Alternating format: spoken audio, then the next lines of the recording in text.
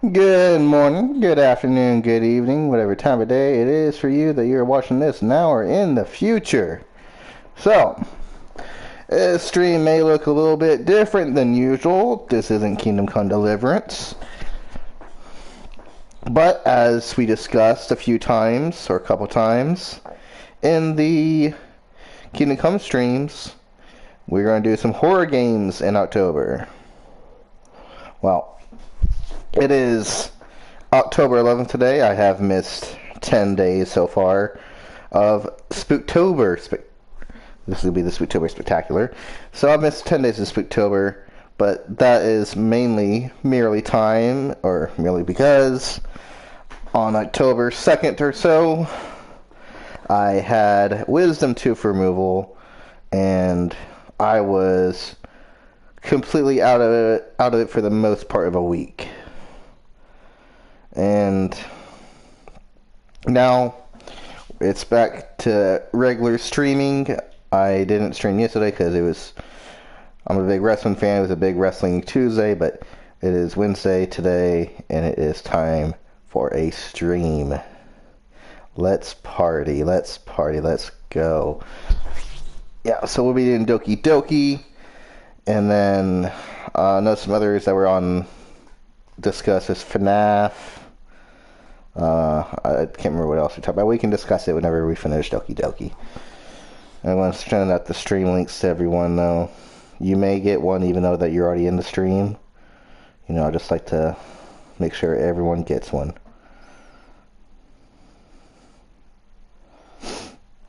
Oh. How was everyone doing today?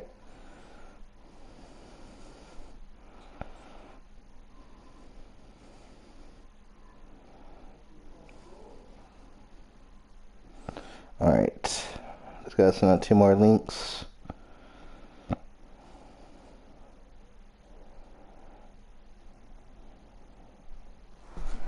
Had to get an oil change today. How'd it go? How was your oil change? Lovecrafted, you're sleepy? I know you are. You kept telling me all day how sleepy you were. And Kate Snow, how cold are you? Or do you got a campfire to warm you up?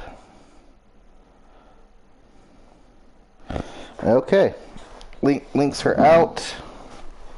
It's time to play this game. Sue's doing alright. She's an elderly lady. Yes, she is. She's about 11 years old or 12 years old. Individuals suffering from anxiety or depression may not have a positive experience playing this game. I do not have either of those at this moment. I wish I had a fire to warm me up. I can't be left on a fire. Yes, you're not allowed fire ever. Would you like to review detailed content warnings which contain spoilers? Alternatively, in-game content warnings can be enabled in the settings menu at any time. I do not want spoilers. Uh-oh, I need to get out. By playing Doki Doki Literature Club, you agree that you have noted the game's age rating in your region, and you consent to your exposure of highly disturbing content. I don't know what the age rating is in my region, but I'm assuming I'm old enough.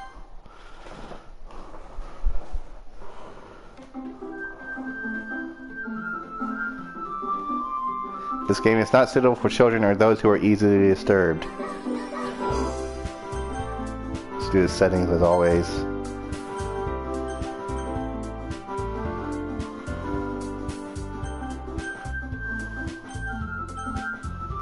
That's fine with me. Let's start it. Cade.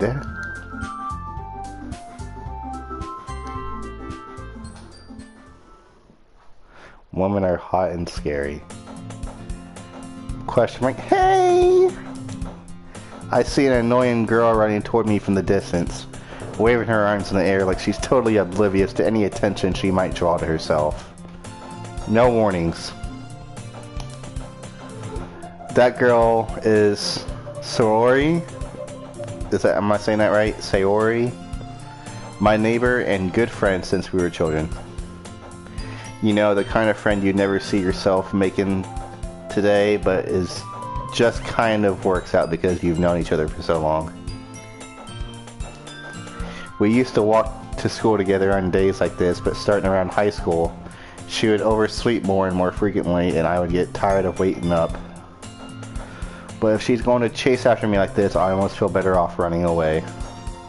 However, I just sigh and idle in front of the crosswalk and let Sayori catch up to me.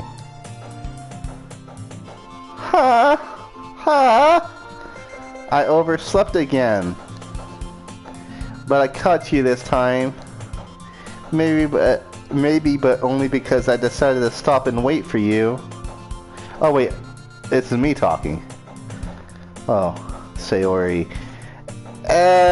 You say that like you were thinking about ignoring me. That's mean, Cade. Well, if people stare at you for acting weird, then I don't want them to think we're a couple or something. Fine, fine. But you did wait for me after all. I guess you don't have it in you to be mean even if you want to. Whatever you say, Sayori. I don't like anime. I've never played a dating sim at all. That's not my kind of thing. We cross the street together and make our way to school. As we draw near the streets become increasingly speckled with other students making their daily commute. By the way, Cade, have you decided on a club to join yet? A club? I told you already, I'm really not interested. Oh, I told you already, I'm not really interested in joining any clubs. I haven't been looking either. That's not true. You told me you would join a club this year. Did I? I'm sure it's possible that I did. One of our many conversations where I dismissively go along with whatever she's going on about. Sayori likes to worry a little too much about me when I'm perfectly content just getting by on the average while spending my free time on games and anime. No. I was talking about how I'm worried that you won't learn how to socialize or have any skills before college. Your happiness is really important to me, you know.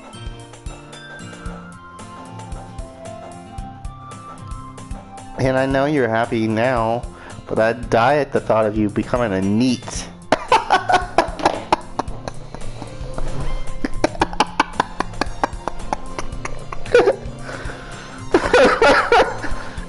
In a few years, because you're not used to the real world. Okay, that got me pretty good. You trust me, right? Don't make me keep worrying about you. Alright. I'll look at a few clubs, it'll make you happy. No promises, though.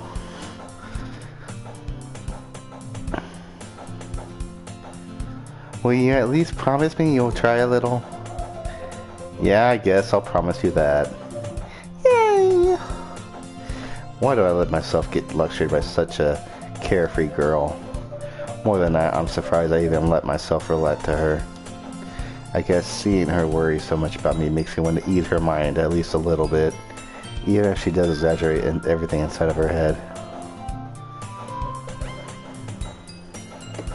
The school day is as ordinary as ever, and it's over before I know it. After I pack up my things, I stare blankly at the wall, looking for an ounce of motivation. Clubs. Sayori wants me to check out some clubs. I guess I have no choice but to start with the anime club. Hello! Sayori?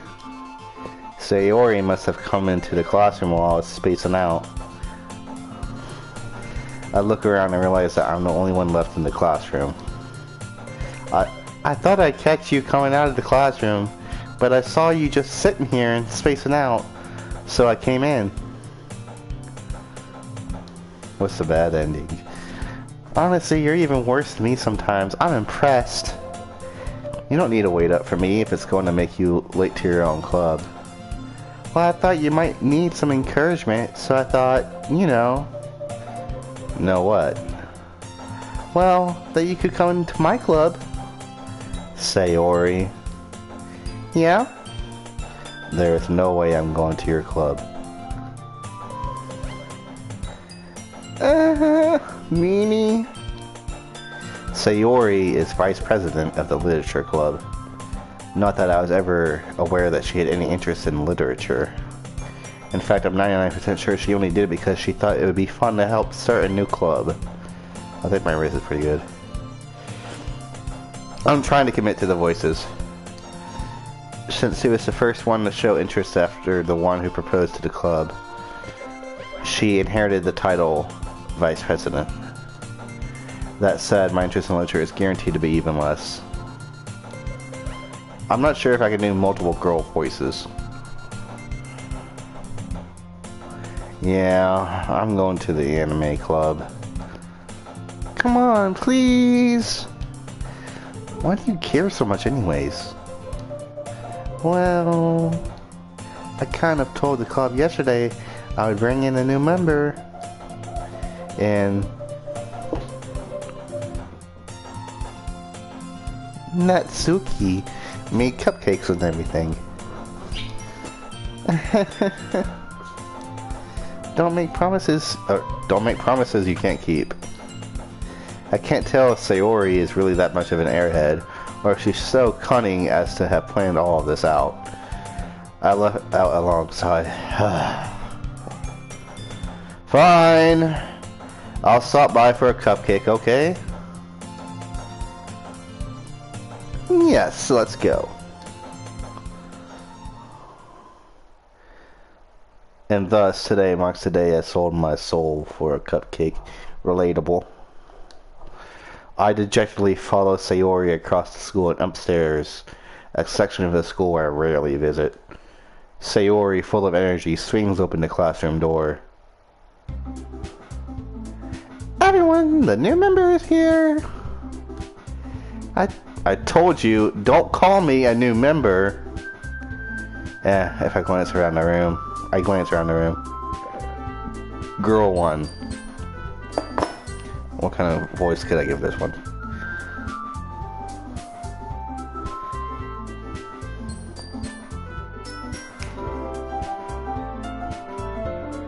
Welcome to Literature Club. It's a pleasure meeting you. Oh, she's emo?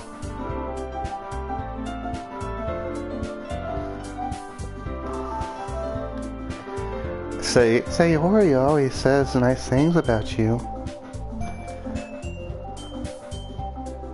Seriously? You brought a boy? Way to kill the atmosphere! Arcade! What a nice surprise!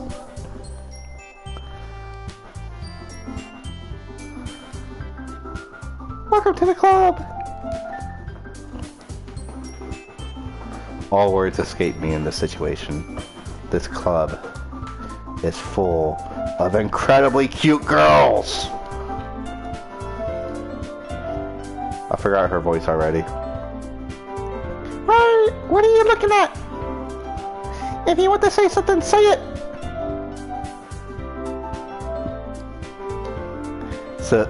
Sorry. Natsuki.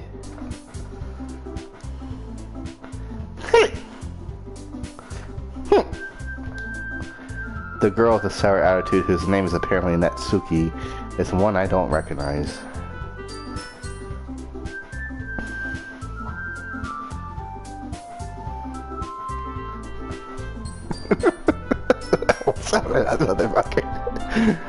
Her small figure makes her look like a first-year student. She is also the one who made cupcakes according to Sayori.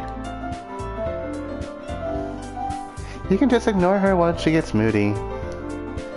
Sayori says that quietly into my ear, then turns back toward the other girls. Anyway, this is Natsuki, always full of energy. And this is Yuri, the smartest in the club. Don't say things like that. Yuri, who appears comparably more mature and timid, seems to have a hard time keeping up with people like Sayori and Natsuki.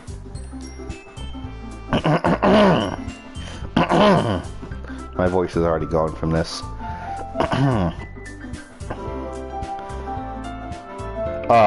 Well, it's nice to meet both of you. And it sounds like you already know Monica, is that right? I forgot her voice. That's right. I don't fucking know. That's right. I don't fucking know. It's great to see you again, Cade. What the fuck did she just do? Monica smiled sweetly.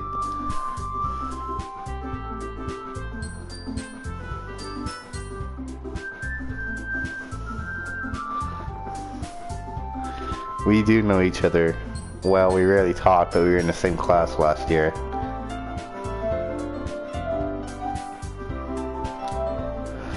Monica was probably the most popular girl in class.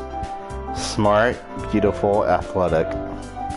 Basically completely out of my league.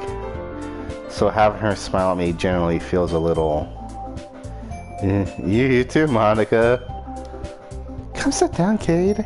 We made room for you at the table, so you can sit next to me or Monica. I'll get the cupcakes. Hey, I made them! I'll get them! Sorry, I got a little too excited. Yeah, this is weird. And how about I make some tea as well? I don't like anime stuff at all. This is very cringe to me. The girls have a few desks arranged to form a table. As Sayori mentioned, it's been widened so that there is one space next to Monica and one space next to Sayori.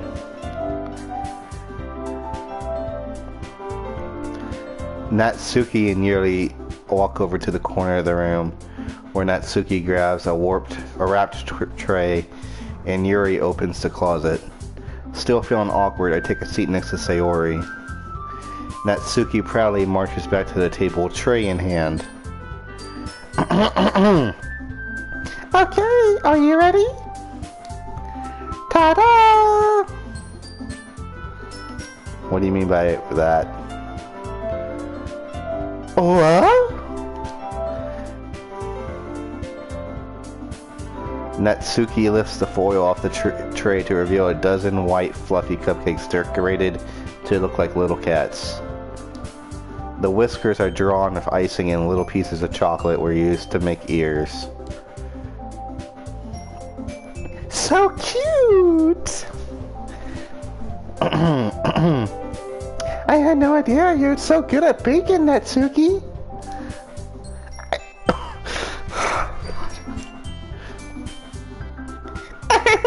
Well, you know, just hurry and take one.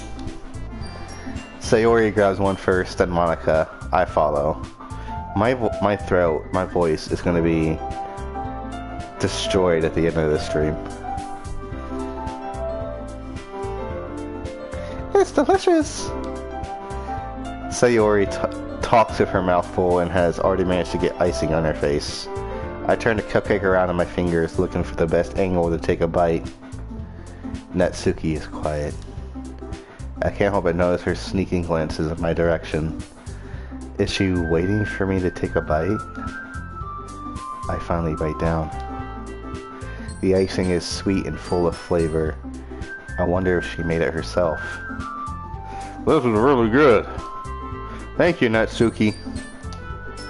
What are you thinking me? It's not like I... Haven't I heard this somewhere before? Made them for you or anything? Huh? I thought you technically did. Sayori said... Well, maybe. But not for... You know, you, dummy. Alright. I give up on Natsuki's weird logic and dismiss the conversation. She's something called a tsundere? Ooh. Yuri returned to the table carrying a tea set. She carefully places a teacup in front of each of us before setting down the teapot next to the cupcake tray. You keep a whole tea set in this classroom? Don't worry. The teachers gave us permission. After all, doesn't a hot cup of tea help you enjoy a good book? I guess.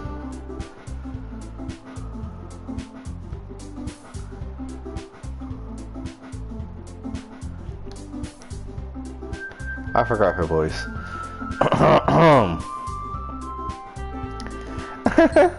Don't let you... That's not right. Don't let yourself get intimidated. Yuri is just trying to impress you. That's not... Insulted Yuri looks away. I meant that, you know... I believe you.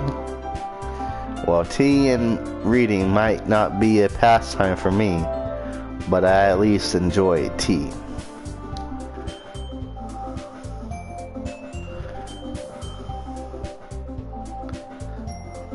I'm glad.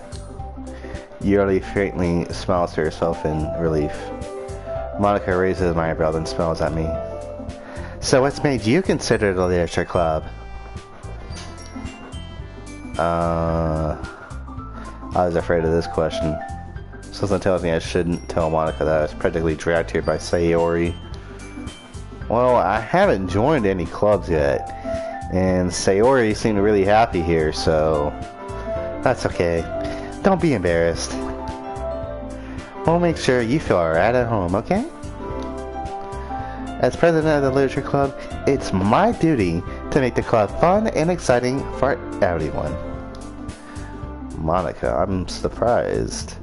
How come you decided to start your own club? You could probably be a board member for any of the major clubs. Weren't you a leader of the debate club last year? I don't like her when she bends over. Well, you know, to be honest, I can't stand all the politics around the major clubs. It feels like nothing but arguing about the budget and publicity and how to prepare for events. I'd much rather take something I personally enjoy and make something special out of it. I don't like when she bends over, it's weird. And if it encourages others to get into literature, then I'm fulfilling that dream. Monica really is a great leader. Yuri also nods in agreement. Then I'm surprised there aren't more people in the club yet. It must be hard to start a new club. You can put it that way. Not many people are very interested in putting out all the effort to start something brand new. Especially when it's something that doesn't grab your attention, like literature. You have to work hard to convince people that you're both fun and worthwhile. But it makes school events like the festival that much more important. I'm confident that we can really grow this club before we graduate. Hello, Zach. We're doing Doki Doki. Thank you for joining. Alright, everyone? Yeah! We'll do our best. You know it! Everyone enthusiastically agrees. Such different girls, all interested in the same goal. Monica must have worked really hard justifying these three.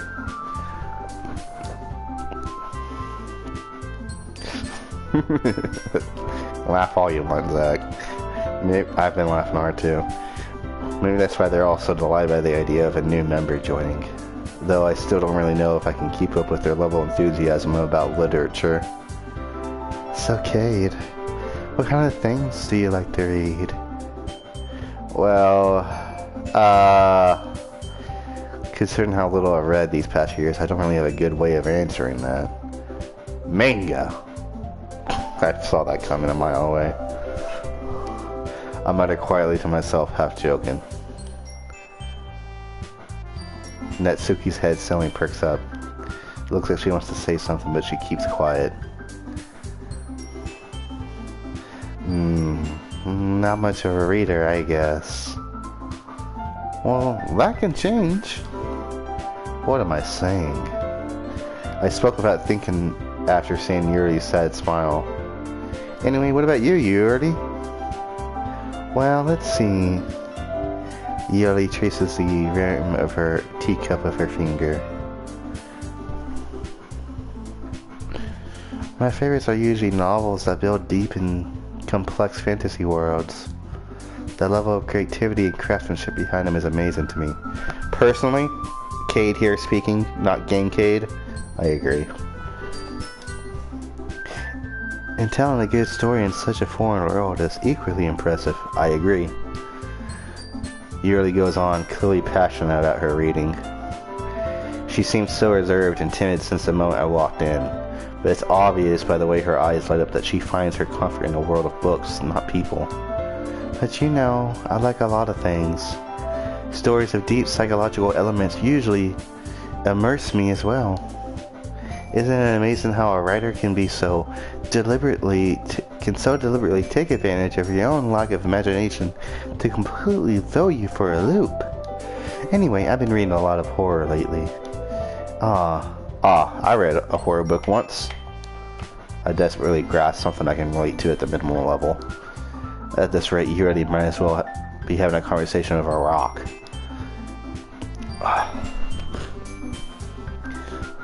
Really? I can do this. Really? I would have expected that, Yuri. For someone as gentle as you. I guess you could say that. But if a story makes me think or takes me into another world, then I really can't put it down. Surreal horror is often very successful at changing the way you look at the world, if only for a brief moment. I don't have any water. I have no liquids in this room right now. Ugh! I hate horror! Oh, why is that? Well, I just... Natsuki's eyes stared over to me for a split second. Never mind! That's right. That's right. You usually like to write about cute things, don't you, Natsuki? What? What?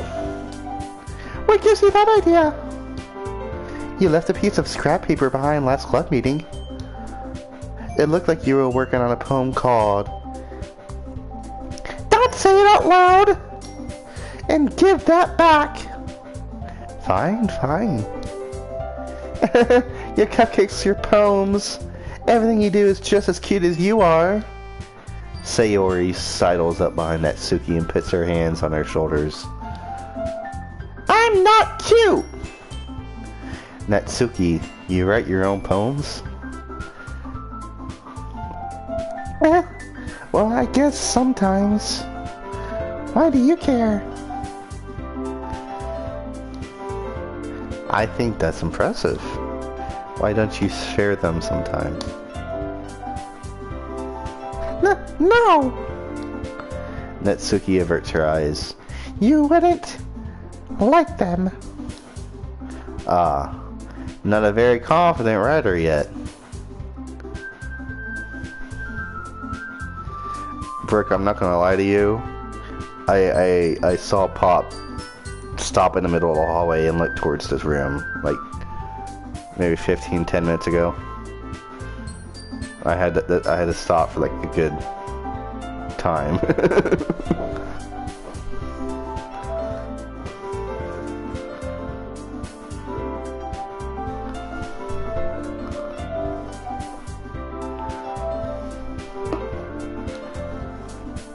I understand how Natsuki feels.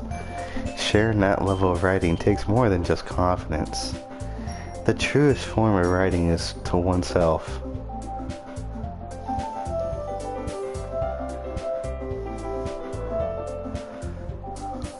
You must be willing to open up to your readers, exposing your vulnerabilities, and showing even the deepest reaches of your heart.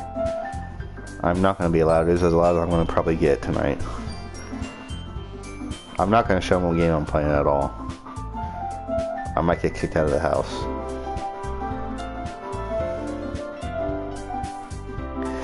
Do you have writing experience too, Yuri? Maybe if you share some of your work, you can set an example and help Natsuki feel comfortable enough to share hers. I guess it's the same for Yuri. Aw, I wanted to read everyone's poems. We all sit in silence for a moment. Why are you bending over? Okay. I have an idea, everyone.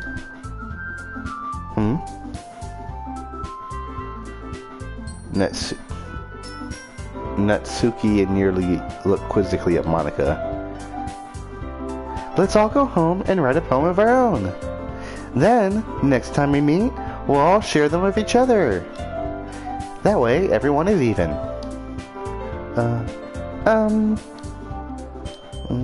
Yeah, let's do that. Plus, now that we have a new member, I think it will help us all get a little more comfortable with each other and strengthen the bond of the club. Isn't that right, Cade? Monica smiles warmly at me once again. Hold on, there's still one problem. Huh? What's that? Now that we're back to the original topic of me joining the club, I bluntly came forth with what's been on my mind the entire time. I never said I would join this club. Sayori may have convinced me to stop by, but I never made any decision. I still have other clubs to look at, and,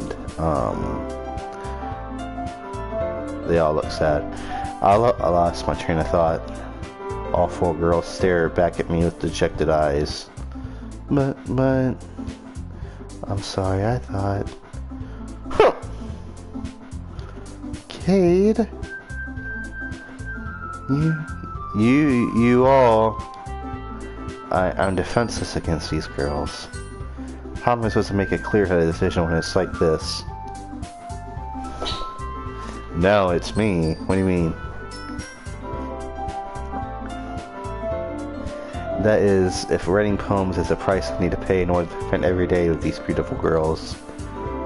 Right. Okay, I've decided then.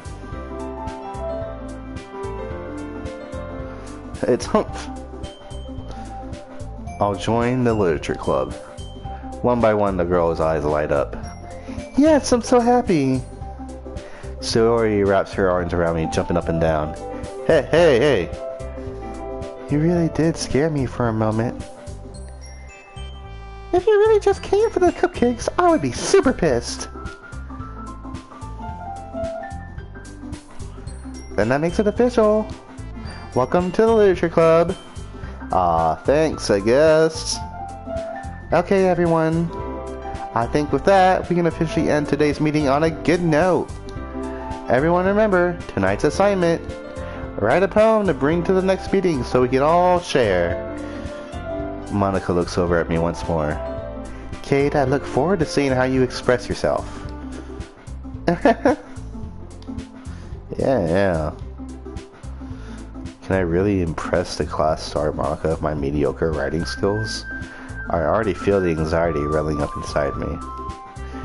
Meanwhile, the girls continue to chit-chat as Yuri and Natsuki clean up their food. Hey Cade, since we're already here, do you want to walk home together? That's right. Sayori and I never walk home together anymore because she always stayed after school for clubs. Sure, might as well. Yay! With that, the two of us depart the club room and make our way home. The whole way, my mind wanders back and forth between the four girls.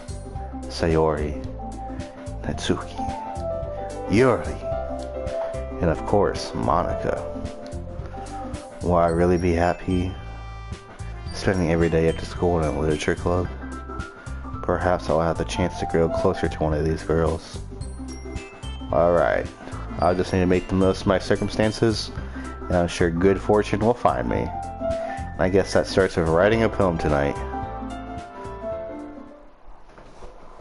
Ugh. It's time to write a poem. Pick words you think your favorite club member will like. Something good might happen with whoever likes your poem the most. I don't have a favorite.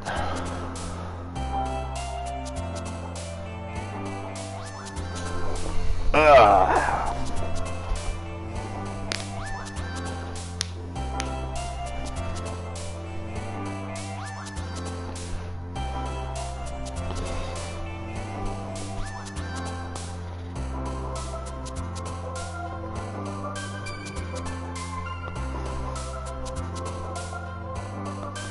Also, I don't know what are their what I don't know what their styles are. Do I have to pick one word out of these? Or can I pick multiple words from here?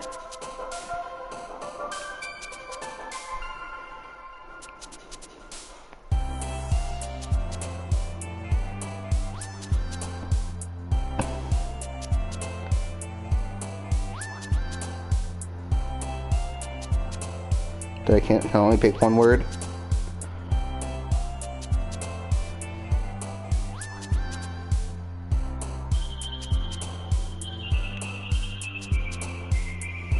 Okay, only one word.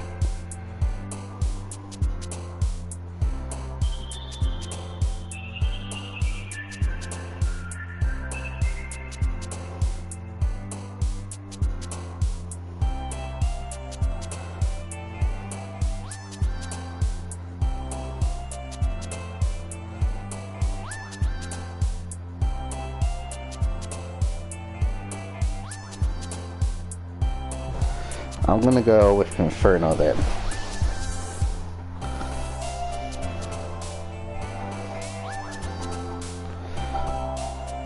No.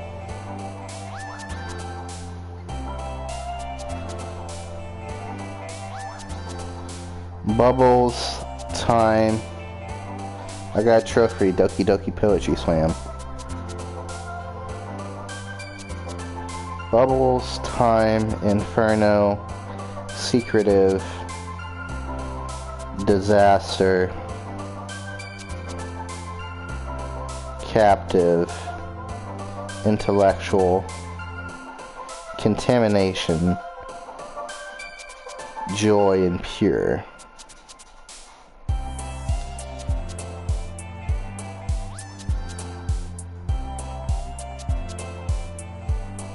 I'm gonna go with secretive.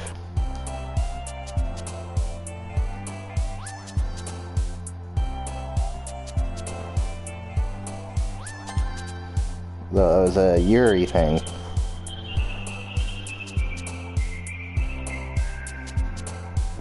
We have vivid,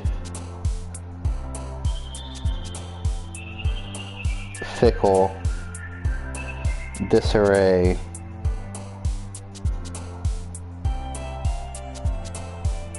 desire, loud, covet,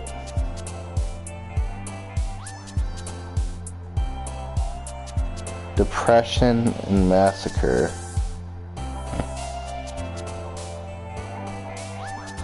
Parfait and amazing. Why will you remember this?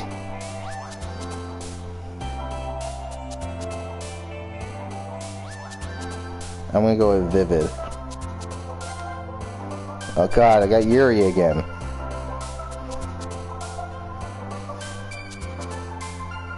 It's very hard to write a poem. I had trouble with poems more than anything in literature class.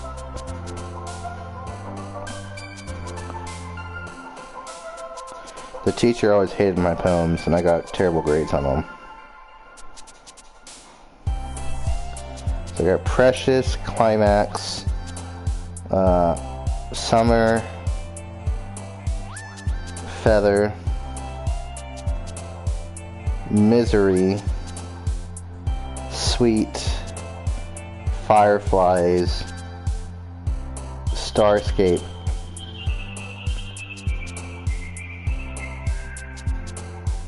yeah, Brooke wrote poems for me in school. Awesome and Sing.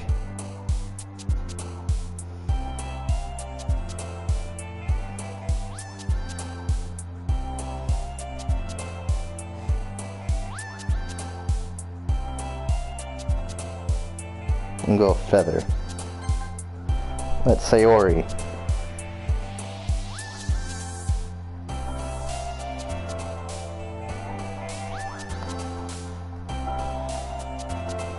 I thank you for your service, Brooke.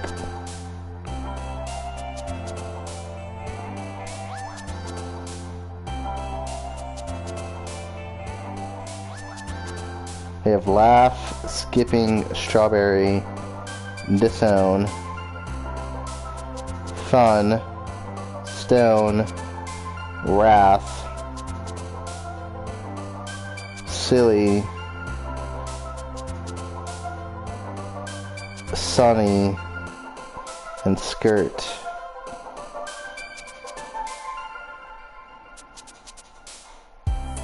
I'm going with silly. Wait, who jumped that time? I didn't see who jumped.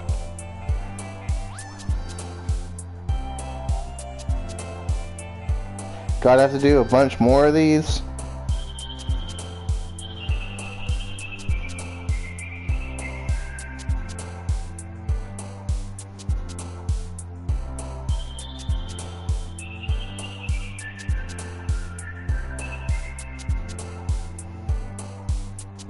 So I've gotten 2 for Sayori and 2 for Yuri so far.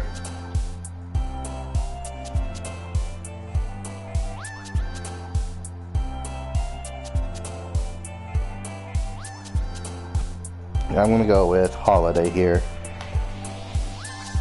Alright, Sayori again.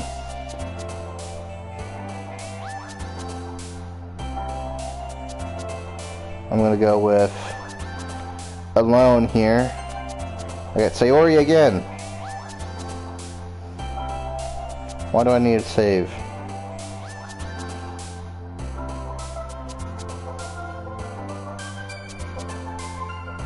I'm gonna go with Rain Cloud. Sayori again.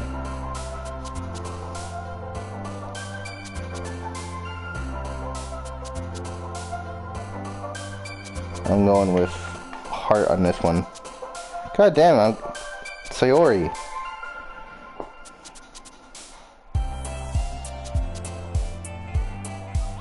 I'll go with Papa. I got Natsuki that time. I'll save it when I'm done.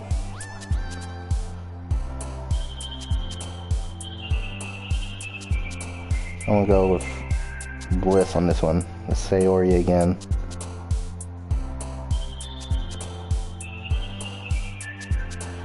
I'll go with Playground on this one.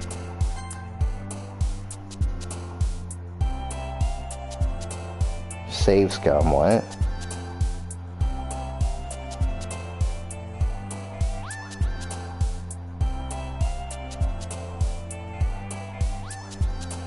I'll go with Passion on this one.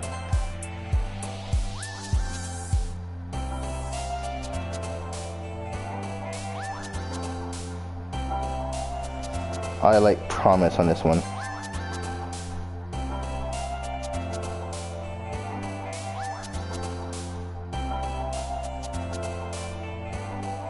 I'm gonna go with Waterfall.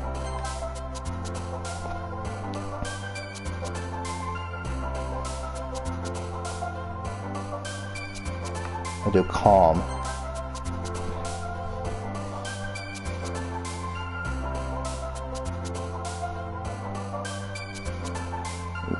Variance.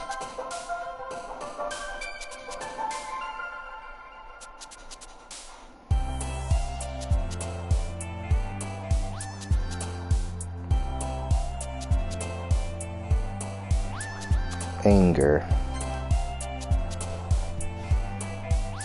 Kawaii? I think that's how you say it.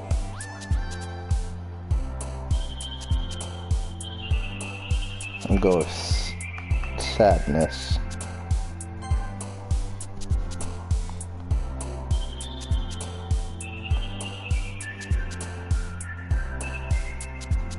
Melancholy.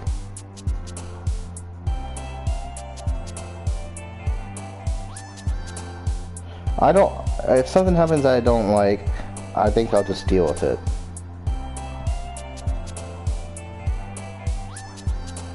This protein powder I bought tastes like cereal milk. That's a good thing, right? Let me do Raindrops.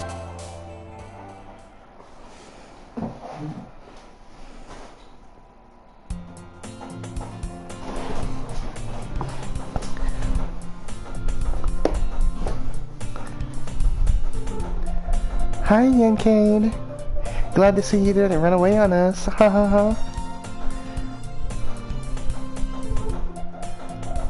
Nah, don't worry. This might be a little strange for me, but I at least keep my word. Free Pebbles Play, that's good. Well, I'm back at the Literature Club. I was the last to come in, so everyone else is already hanging out. Thanks for keeping your promise, Cade. I hope this isn't too overwhelming of a commitment for you. Making you dive headfirst into literature when you're not accustomed to it. Oh, come on! Like he deserves any slack!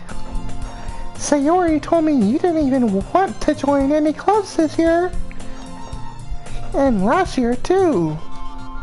I don't know if you plan to just come here and hang out or what, but if you don't take us seriously, then you won't see the end of it. Natsuki, you certainly have a big mouth for someone who keeps her manga collection in the club room.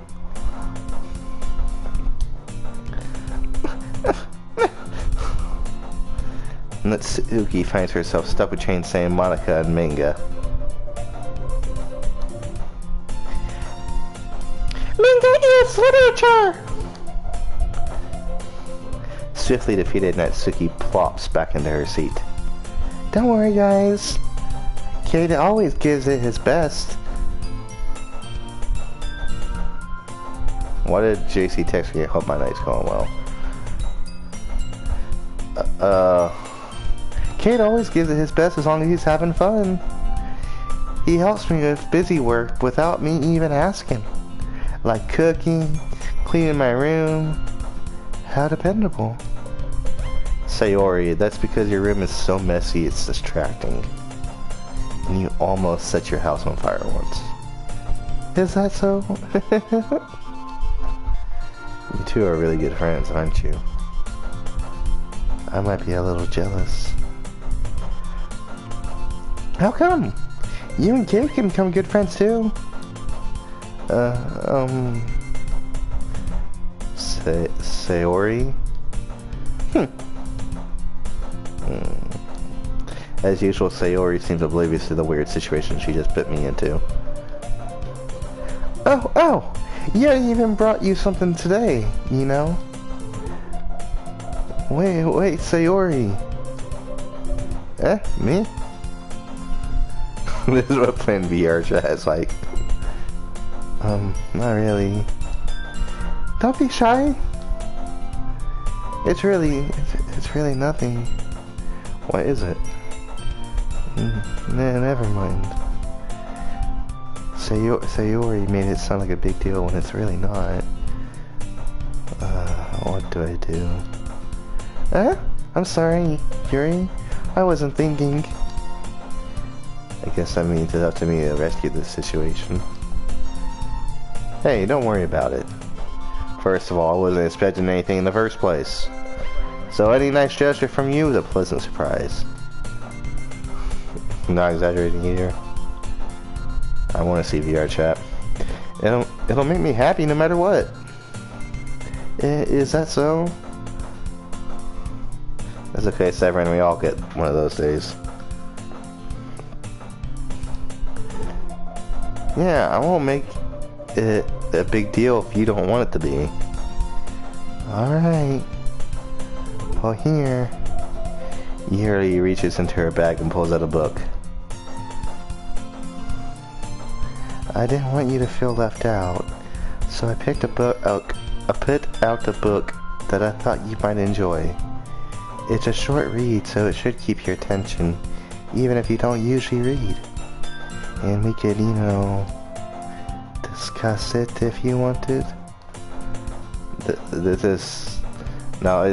How is this girl accidentally being so cute? She even picked out a book she thinks I like, despite me not reading much. Yuri, thank you! I'll definitely read this! I enthusiastically take the book. Phew.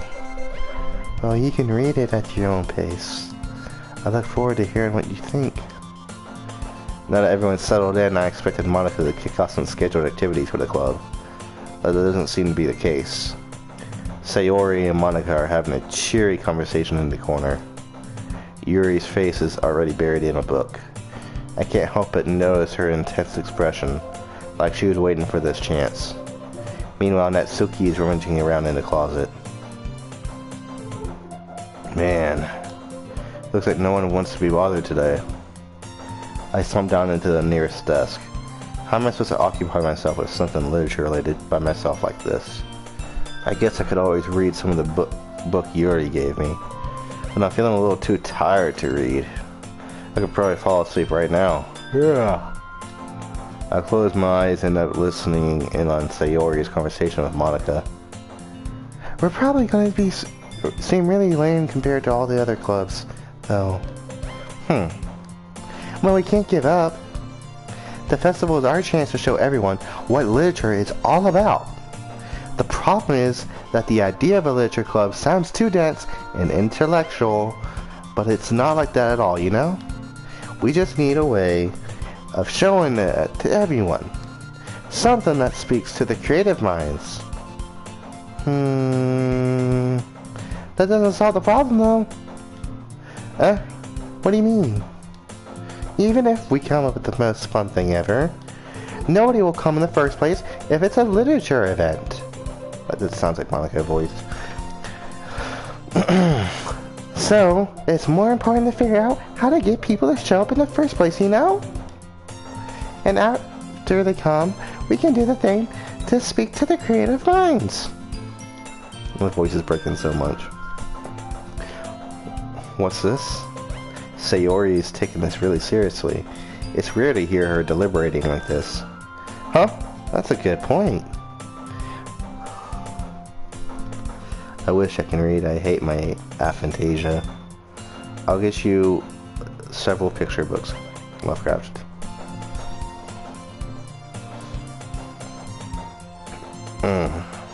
In that case, do you think food will do the trick? What? What kind? Well, I guess we could... Cupcakes! Good thinking! Natsuki would love to do that. Oh, you're right. Natsuki makes the best cupcakes. That works out perfectly. That wasn't why you suggested it? Cupcakes speak to my creative tummy. Cupcakes it is, then. I'm hungry. Anyway, we still need to work out the details of the event itself. I find myself smiling. In the end, Sayori is still her usual self. Can I save now or what? Let's save.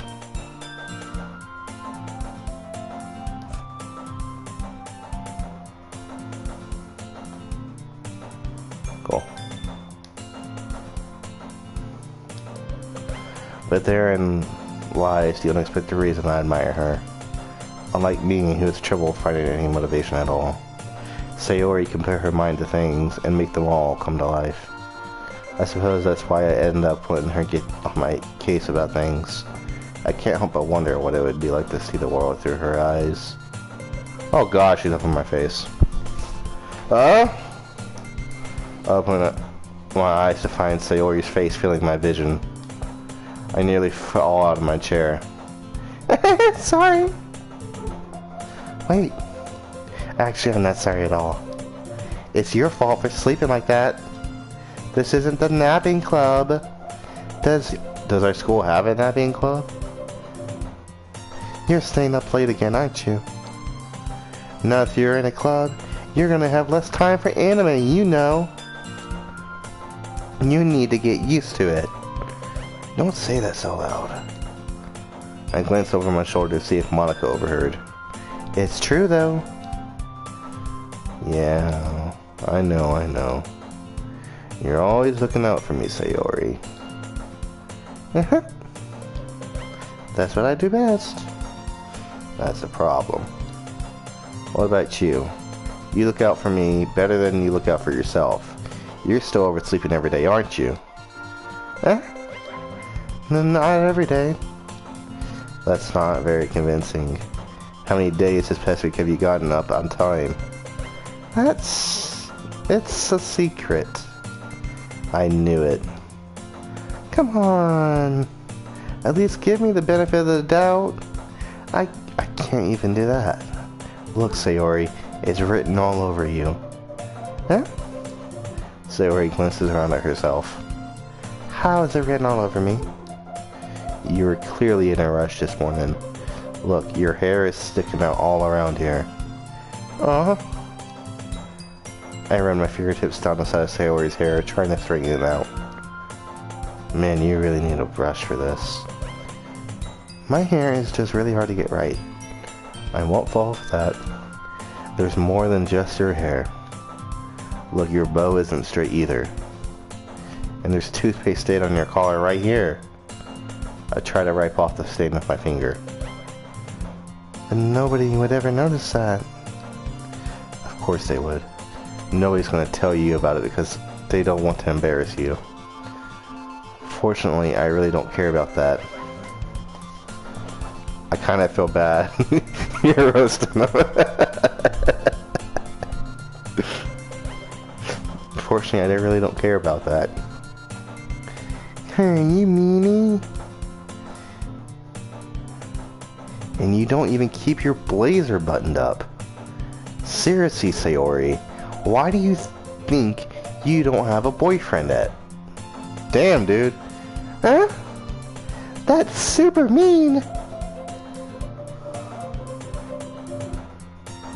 Sorry, but you'll thank me later. I start to button her blazer from the bottom.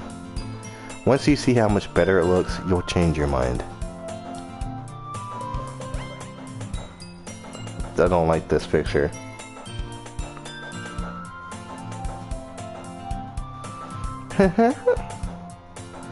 This is so funny. What is? Well, I was just thinking how weird it is to have a friend who does these kind of things. Huh? Don't say that. When does the horror start?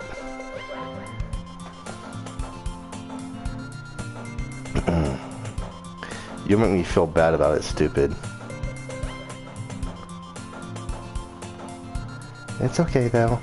I'm happy we're like this. Aren't you? I guess. Hey, be careful. The button might come off.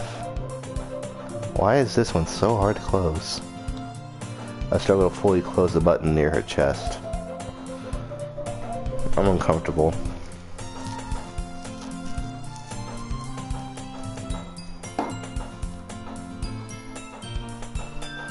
I'm very uncomfortable with the atmosphere we have created in this live stream.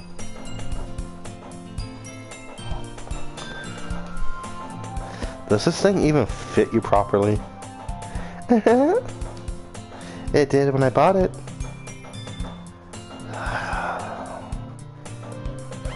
If you ever buttoned it, you would have noticed sooner that it doesn't fit you anymore.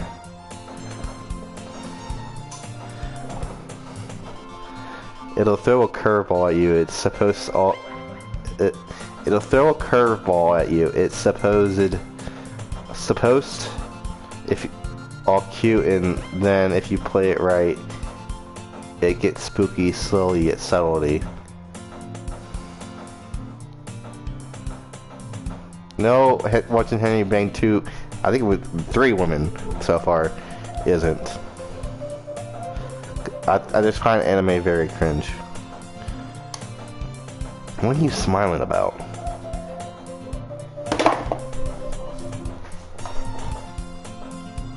Do I have to say it? Do I have to say it?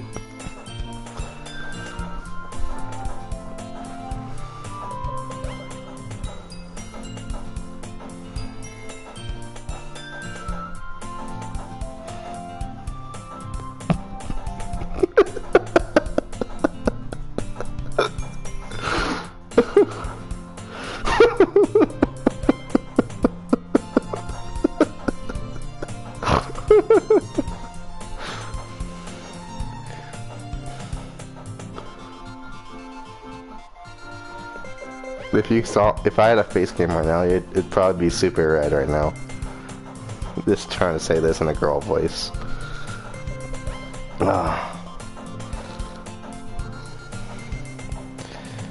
It means my boobs get bigger again. Don't say that out loud.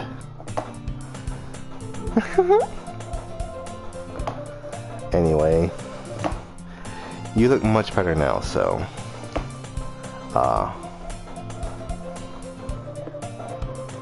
why does it feel so strange to see Sayori's blazer button up like that? How did I read it wrong? But it's so stuffy. It's not worth it at all. Sayori hastily unbuttons her blazer once more. Phew. That's so much better. If you type it in chat, I'll read it then. Read it right. Sayori puts her arms out and twists and twirls around. So if I keep it unbuttoned, then I won't get a boyfriend, right? What kind of logic is that? And why are you saying that like it's a good thing? Because if I had a boyfriend, then he wouldn't even let you do things like this. And you take care of me better than anyone else would, anyway.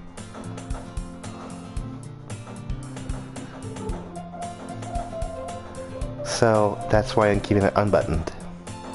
Stop saying all these embarrassing things. Huh? I didn't say anything embarrassing. Jeez. It means my boobs got bigger again. Well, anyway, just focus on trying to wake up a little earlier. Only if you focus on going to bed earlier. Fine, fine. It's a deal. I guess we really are better at taking care of each other than we are taking care of ourselves. I have considered a career in voice acting. I really want to do that. That's actually probably one of my top career choices. Yeah, I guess so, huh? So maybe you should come wake me up in the morning. You're doing it again, Sayori. I did so good on take 2. Why am I blinking on what take 2 is?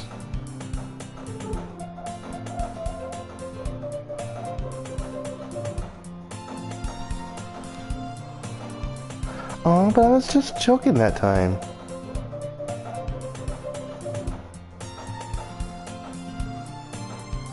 Oh, take 2 of that line, okay. Man, it's impossible to tell with you sometimes. Okay, everyone! Huh? It's the reason I always thought of doing wrestling for the voice acting in between. I don't know if I can do a wrestling promo. I will admit this. Sometimes when I'm in the bathroom, that makes 0 sense in the bathroom.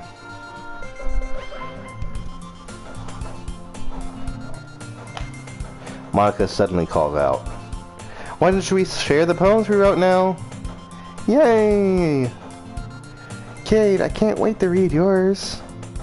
Yeah, same. I fail to sound enthusiastic, but Sayori still trots away to retrieve her poem. By the way, did you remember to write a poem last night? Yeah. My relaxation ends. I can't believe I agreed to do something so embarrassing. I'm actually going to read out my poem out loud. I couldn't really find much inspiration since I've never really done this before. Well, now that everyone's ready, why don't you find someone to share with? I can't wait. Sayori and Monica enthusiastically pull out their poems. Sayori's on a wrinkled sheet of loose leaf torn from a spiral notebook. On the other hand, Monica wrote hers in a composition notebook. I can already see Monica's pristine handwriting from where I sit. Natsuki and Yuri reluctantly comply as well, reaching into their bags. I do the same myself.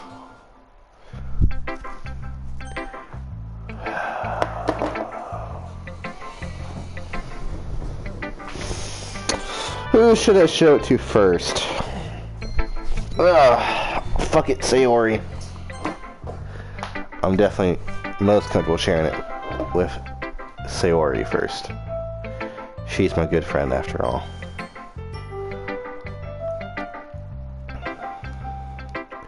Oh my goodness. This is so good, Cade. Huh? I love it. I had no idea you were such a good writer. Sayori. You must be seriously overreacting. I'm not a good writer at all. Honestly, I have no idea what I'm doing. Well, maybe that's why. Because I have no idea what I like either.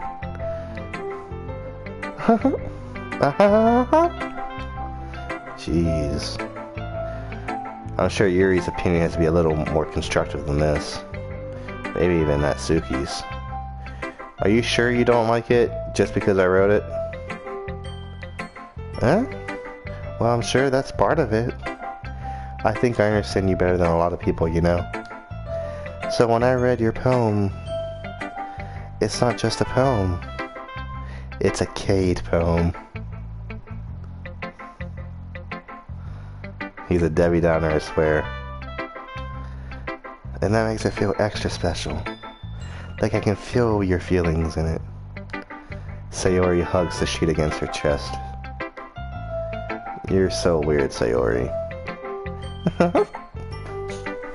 I'm really happy that you wrote one. It just reminds me of how you're really a part of the club now. Not to mention the fact that I'm standing in front of you in the club room. Well, of course. I'm not really into it yet, but that doesn't mean it'll break my promise. See? It's like I said before, Cade. Deep down, you're not selfish at all, you know. Trying new things like this for other people, that's something that only really good people do. Thanks, Sayori. I'm not sure Sayori sees the full picture of my motive here.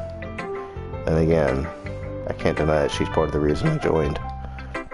Knowing how much this means to her and all. Yeah, and I'm gonna make sure you have lots of fun here, okay? That'll be my way of thanking you. Alright, I'm gonna hold you to that then. Yay! Now you read my poem too, right? Don't worry, I'm really bad at this. Uh-huh. I fucking hate to laugh. We'll see about that. Oh! Dear Sunshine... I'm gonna read it. Should I read it in her voice or my voice?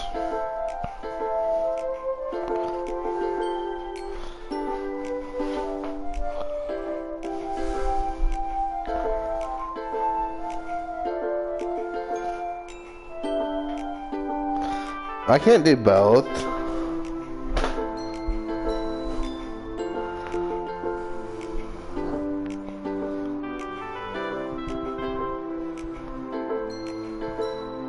No, choose hers or mine. No.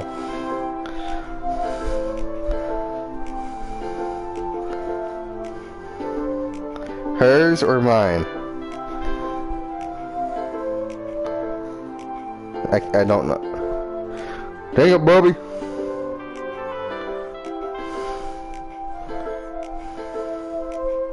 How am I going to do both voices at the same time? Tell me that. How am I going to do two different voices at the same time?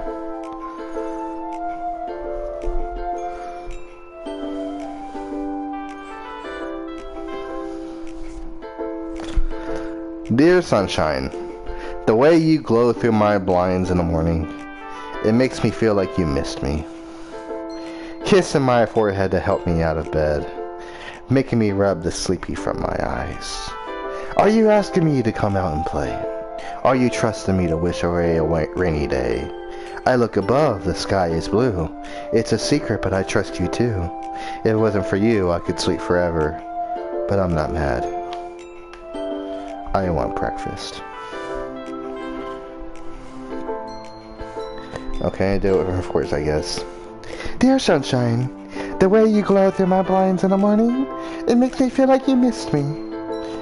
kissing my forehead to help me out of bed, making me rub the sleepy from my eyes.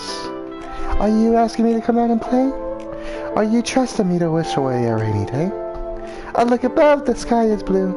It's a secret, but I trust you too. If it wasn't for you, I could sleep forever. But I'm not mad. I want breakfast. Sayori, this is just a guess, but did you wait until this morning to write this? No? Just a little bit? You can't answer just a little bit to a yes or no question. Thank you, Gage. I forgot to do it last night. Well, at least that makes me feel a little better about myself. Don't be mean. I still tried my best. Yeah. I didn't mean to say that it was a bad poem. It came out nice, or how should I put it? It sounds just like you. Really? Yeah. Especially that last line. I made eggs and toast. Even though you were late to school? It's bad to skip breakfast. I get all cranky. Well, I guess there's no point in arguing.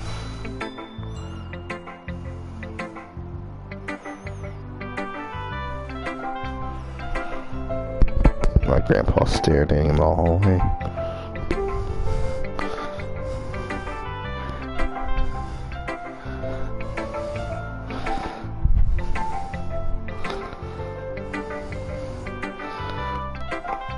I'm gonna let this stop for now.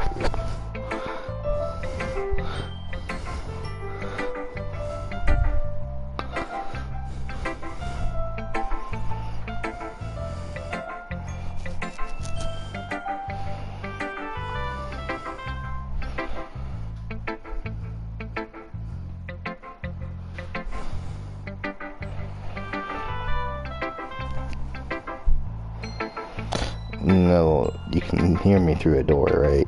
You know that, right?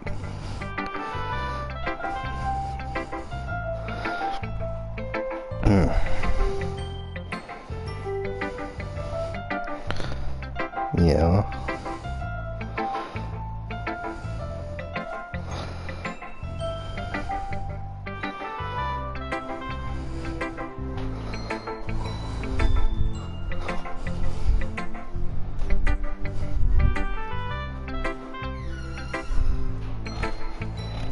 Alright, he's back in his room.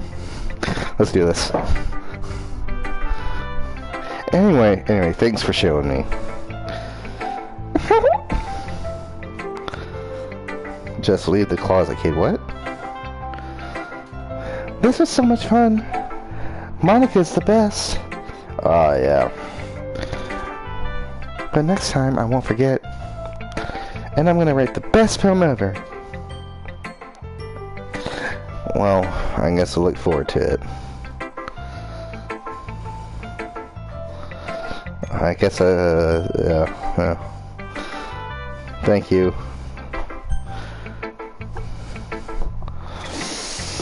Yuri.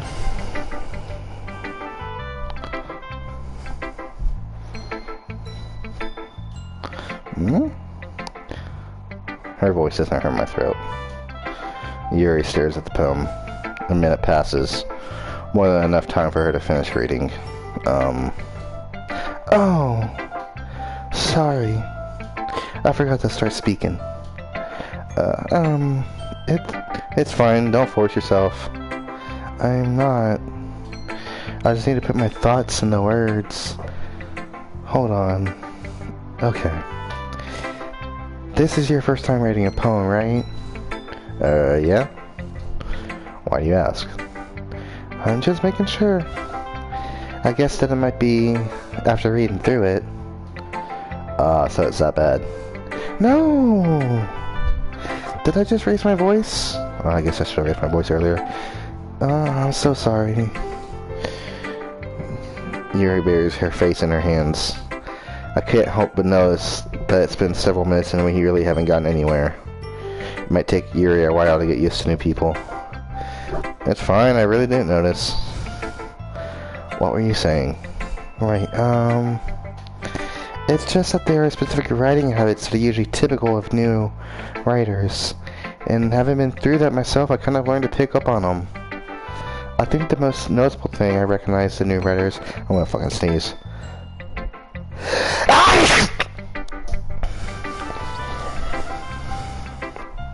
Ugh.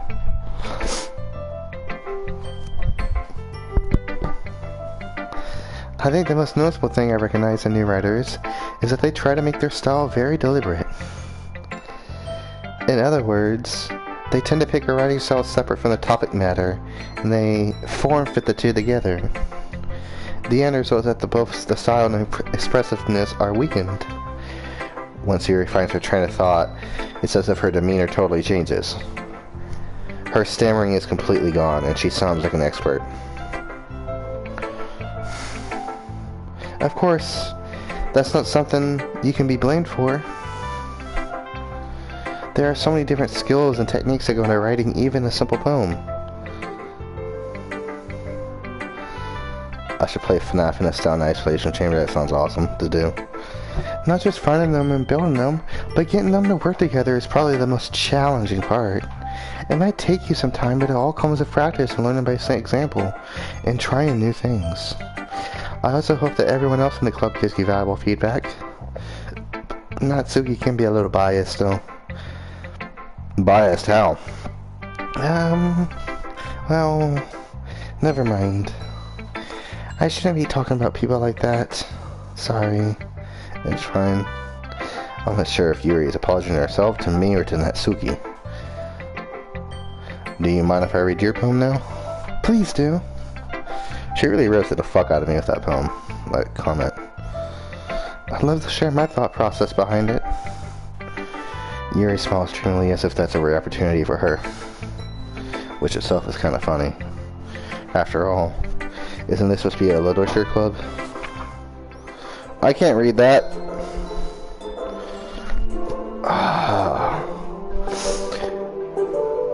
Ghosts under the light. The tendrils of my hair illuminate beneath the amber glow, bathing. It must be this one.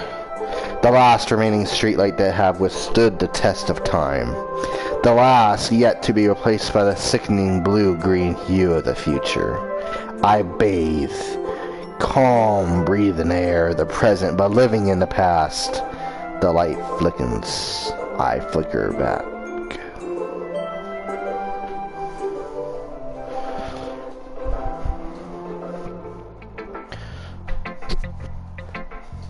I'm sorry, I have such terrible handwriting. What? I wasn't thinking that at all. I was. But it took you a long time to read. Well, I just don't read a script very often. I think that's the problem. Well, yeah, I'm 14 and that was deep. I actually think your handwriting is pretty. Huh? Well, that's a relief. That's a relief. Also, I like the poem. Even though it's short, it was really descriptive. It wasn't too short? I usually write longer poems. Not at all.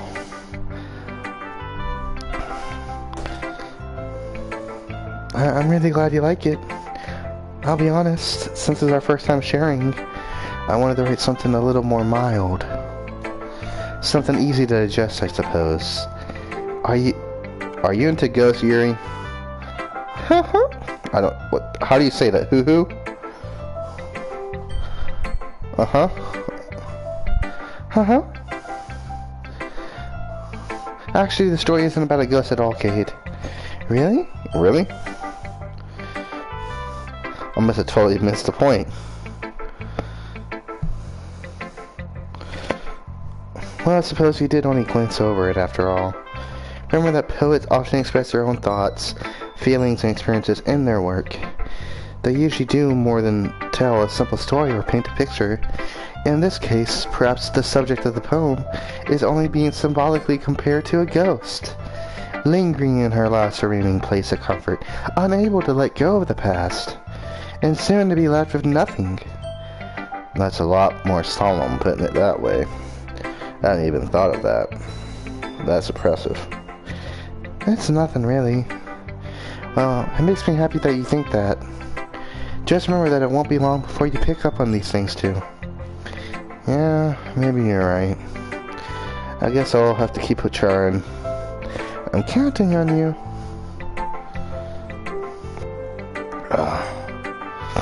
I really dread doing that Suki's voice for a while.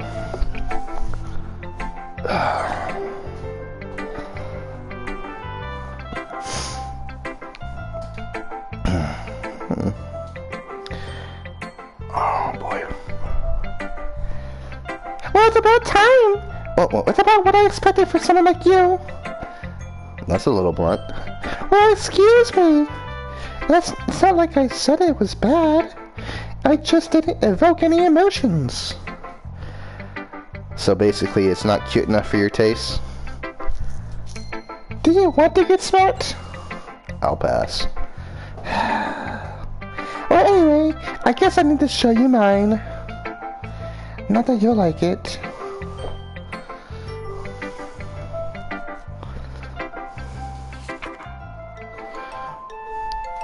Eagles can fly.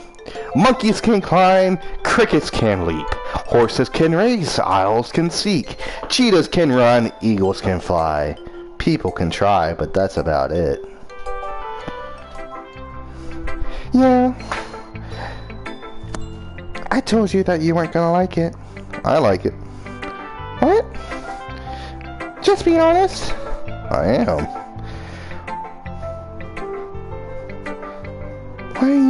Why are you so convinced that I wouldn't like it? Well, because everyone in high school thinks that writing has to be all sophisticated and stuff, so people don't even take my writing seriously. But isn't the point of poems for people to express themselves? Oh wait, was that me? Your writing style wouldn't make your message any less valid. Yes, exactly. I like when it's easy to read, but it hits you hard. Like in this poem. Seeing everyone around you do great things can be really disheartening. So I decided to write about it. Yeah, I understand. But the other nice thing about simple writing is that it puts more weight on the wordplay. Like I set up for a rhyme at the end, but then made it fall flat on purpose.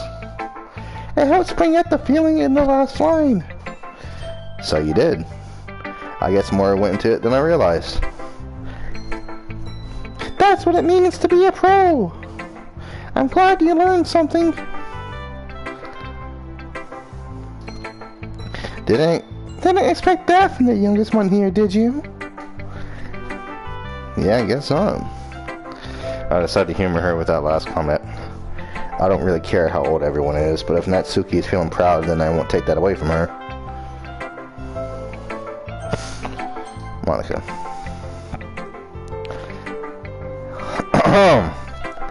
Hi, Kate. Having a good time so far? Yeah. Good, glad to hear it.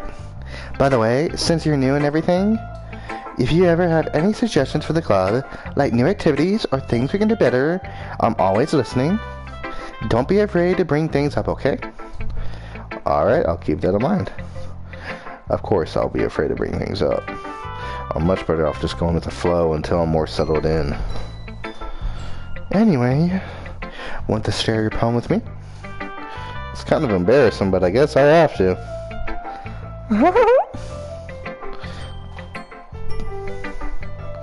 Don't worry, kid. We're all just a little embarrassed today, you know? But it's that sort of barrier that we all learn to get past soon. Yeah, that's true. I hand Monica my poem. I like this one. It makes me think of something Sayori would like. Is that so? You and Sayori are really good friends, right? I wouldn't be surprised if you had those sort of things in common. Well, we may be good friends, but Sayori and I are actually really different. Well, that may be the case. But maybe there are some similarities that you wouldn't expect. the way she talks about you. It's something the two of you really care about each other's well-being. But even if you show it in a different way, it ends up being more similar than you might think. So I think that's the kind of vibe I get when reading your poem. You sure you're not reading into it too much? I could be. Oh gosh, I sound like you. Oh gosh, I sound like Yuri. But in any case, Sayori's writing has kind of a gentle feel to it. I can tell that she likes exploring of emotions, like happiness and sadness. Who knew that someone so happy would enjoy sad things too? Yeah, that's totally unexpected. Well, to each their own. And you shouldn't be afraid to experiment a little bit either. I'm sure I'll end up trying different things. I'm sure I'll end up trying different things a lot. It could take a while before I feel comfortable doing this. That's okay. That's okay. I love to see you try new things. That's the best way to find the kind of style that suits you. Everyone else might be a little bit biased toward their own kind of styles, but I'll always help you find what suits you the most. So don't force yourself to write the way everyone else wants you to write. It's not like you have to worry about impressing them or anything.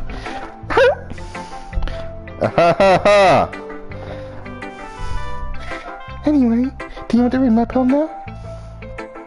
Don't worry, I'm not very good. You sound pretty confident for someone who claims to not be very good. Well, that's because I have to sound confident. That doesn't mean I always feel that way, you know.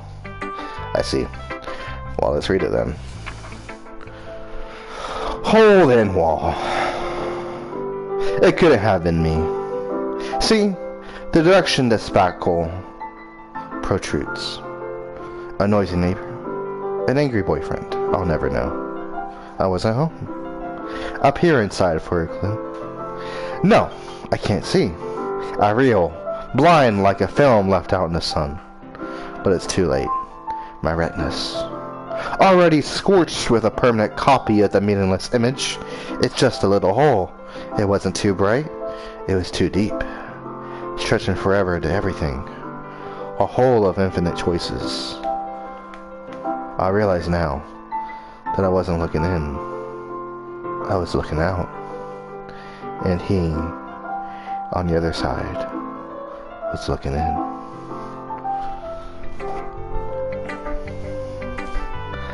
So, what do you think? It's very freeform, if that's what you call it. Sorry, I'm not really the right person to ask for feedback. It's okay. Yeah, that kind of style is kind of pretty popular nowadays. That is, a lot of poems have been putting emphasis on the timing between words and lines. When performed out loud, it can be really powerful. What was the inspiration behind this one? Well, I'm not sure if I know how to put it. I guess you could say that I had some kind of epiphany recently. It's been influencing my poems a bit. An epiphany? Yeah, something like that. I'm kind of nervous to talk about deep stuff like that because it's kind of coming on strongly. Maybe after everyone is better friends of each other. Anyway, here's Monica's writing tip of the day. Sometimes when you're writing a poem or story, your brain gets too fixated on a specific point. If you try so hard to make it perfect, then you'll never make any progress. Just force yourself to get something down on the paper and tidy it up later. Another way to think about it is this. If you keep your pen in the same spot for too long, you just get a big dark puddle of ink. So just move your hand and go with the flow. That's my advice for today. Thanks for listening. Yeah. I guess that's everyone. I glance around the room. That was a little more stressful than I anticipated. It's as if everyone is judging me for my mediocre writing abilities. Even if they're just being nice, there's no way poems can stand up to theirs. My poems can stand up to theirs. This is a literature club after all. I sigh. I guess that's what I ended up getting myself into. Across the room, Sayori and Monica are happily chatting. My eyes land on Yuri and Natsuki. They gingerly exchange sheets of paper, sharing their respective poems. As they read in tandem, I watch each of their expressions change. Natsuki's eyebrows furrow in frustration. Meanwhile, Yuri smiles sadly. What's with this language? Did you say something? Oh, it's nothing. Natsuki dismissively returns the poem to the desk with one hand. I guess you could say it's fancy. Ah, thanks. Yours is cute. Cute? Did you completely miss the symbolism or something? It's clearly about the feeling of giving up. How can that be cute? I know that. I just meant the language, I guess. I was trying to say something nice. Huh? You mean you had to try that hard to come up with something nice to say? Thanks, but it really didn't come out nice at all. Well, I do have a couple suggestions. Humph. If I was looking for suggestions, I would have asked for someone who actually liked it. Which people did, by the way. Say Hori liked it, and Kay did too. So based on that, I'll gladly give you some suggestions of my own. First of all... Excuse me? I appreciate the offer, but I spent a long time establishing my writing style.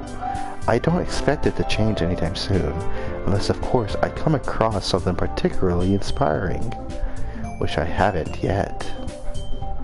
And Cade liked my poem too, you know. He even told me he was impressed by it.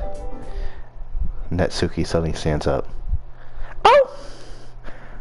I didn't realize you were so invested in trying to impress our new member, Yuri. That's not what I... You're just... Yuri stands up as well. Maybe you're just jealous that Kid appreciates my advice more than he appreciated yours. Huh? And how do you know you didn't appreciate my advice more? I'm gonna fucking choose between these two, aren't I? Are you that full of yourself? No. If I was full of myself, I would deliberately go out of my way to make everything I do overly cutesy.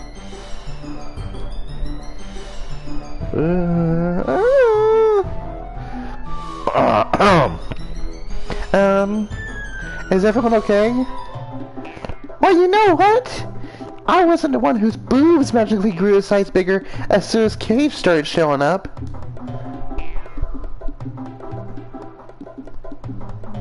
Natsuki. Natsuki, that's a little...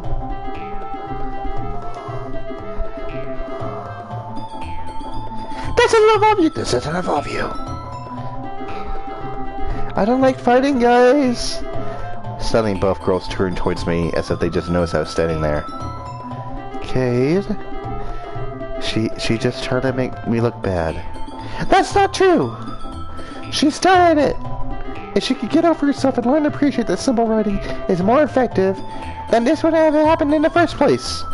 What's the point of making your poems all convoluted for no reason? The meaning should jump out at the reader, not force them to figure it out. Help me explain that there, Cade. Oh, what? Great. There's a reason we have so many deep and expressive words in our language. It's the only way to convey complex feelings and meaning the most effectively. Avoiding them is not only unnecessary limiting yourself, it's also a waste. You understand that, right, Cade? Well...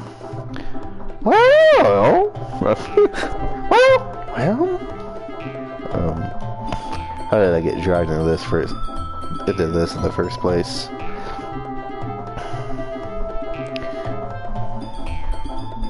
It's not like I know anything about writing, but whomever I agree with, they'll probably think more highly of me. I had to pick a side. You mean Yuri. Natsuki. you're right that I liked your poem. See? Wait. That's not an excuse for you to be so mean. You shouldn't pick a fight just because someone's opinion is different. That's not what happened at all. Yuri wouldn't even take my poem seriously. I understand. Yuri. Eh? You're a seriously talented writer. It's no secret that I was impressed. Well, that's... But here's the thing. No matter how simple or refined someone's writing style is, they're still putting feelings into it, and becomes something really personal. That's why Natsuki felt threatened when you said her poem was cute. I see. I didn't notice that I'm sorry. Oh. But Natsuki, you took it way too far.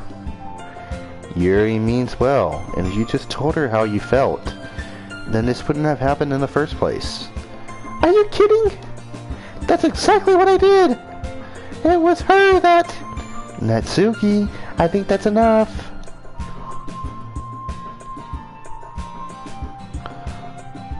You both said some things that you didn't mean. You already apologized. Don't you think you should too? No. Natsuki clenches her fists. In the end, nobody has taken her side. She's trapped at this point, being defiant only becomes... If she's trapped at this point, only being defiant... Oh God. She's trapped at this point, being defiant only because she can't... She's trapped at this point, being defiant only because she can't handle the pressure.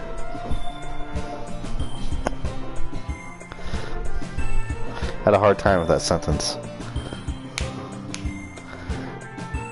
I end up even feeling bad for her.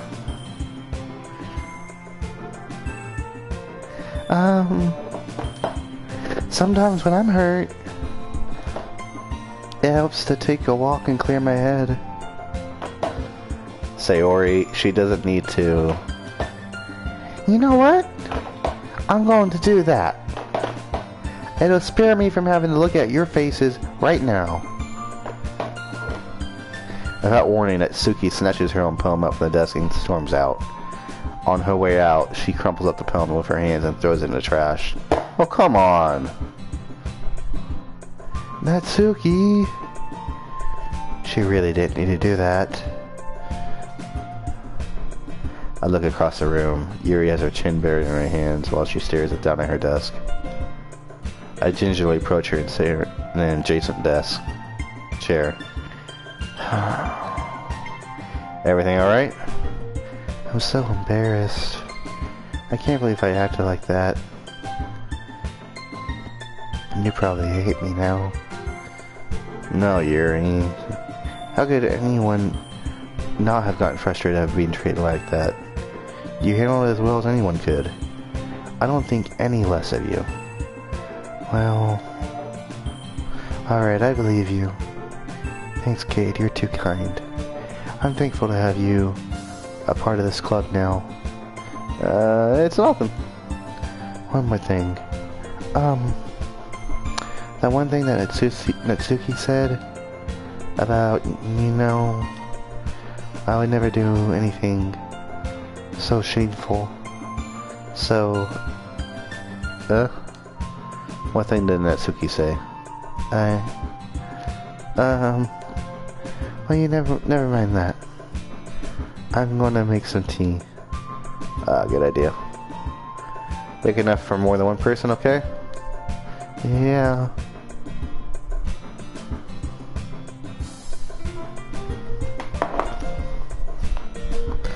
Okay, everyone. It's just about time for us to leave. How did you all feel about sharing poems? It was a lot of fun. Well, I'd say it was worth it. It was alright. It was alright. Well, mostly. Kate, how about you? Yeah, I'd say the same. It was a neat thing to do. It was a neat thing to talk about with everyone. Awesome. In that case, we'll do the same thing tomorrow. And maybe you learn something from your friends too. So your poems will turn out even better. I think to myself, I did learn a little more about the kinds of poems everyone likes. If any luck, that means I can at least do a better job impressing those I want to impress. I nod to myself with newfound determination. Cade! Ready to walk home? Sure, let's go. Sayori beams at me. It truly has been a while since Sayori and I have spent this much time together. I can't really say I'm not enjoying it either. Sayori? About what happened earlier. What happened? Huh? What do you mean? You know, between Yuri and Natsuki? Does that kind of thing happen often? No. That's really the first time I've seen them fight like that. I promise they're both wonderful people. You don't hate them, do you? No, I don't hate them. I just wanted your opinion, that's all. I can see why they'd make good friends with you. Phew. You know, Cade, it's nice that I get to spend time with you in the club, but I think seeing you get along with everyone else, if everyone is what makes me the happiest. And I think everyone really likes you too. That's... Every day is gonna be so much fun. It looks like Sayori still hasn't caught on to the kind of situation I'm in. Sure, being a friend to everyone is nice, but does it really need to stop there? Well, I'll just have to see what the future holds, Sayori. I pat Sayori on the shoulder. I said that more to myself than to her, but it's either use Sayori as an eternal monologue sometimes. Okay. Yeah, let's do this. Who am I going to impress?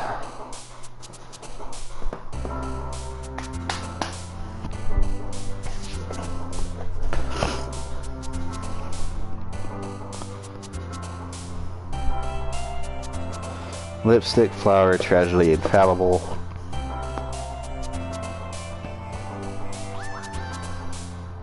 Effulgent, spinning, nightgown, atone, portrait, and eternity.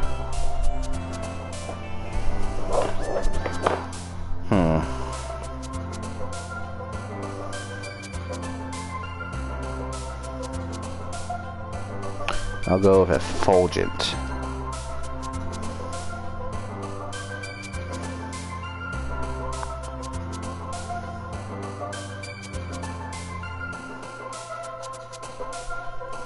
I like extraordinary.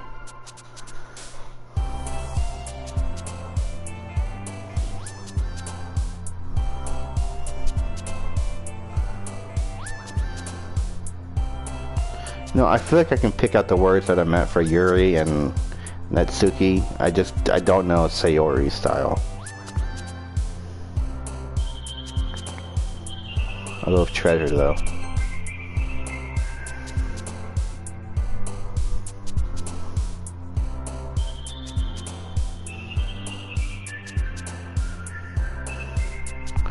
Ocean.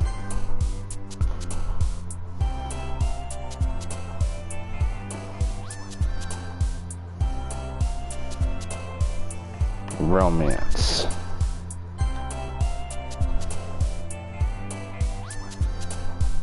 Socks.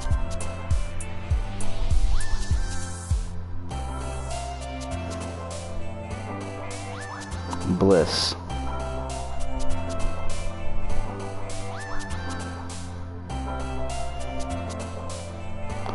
Sensation. That's right. Natsuki likes simple words. Give me lust. So motion words is Sayori. Simple words is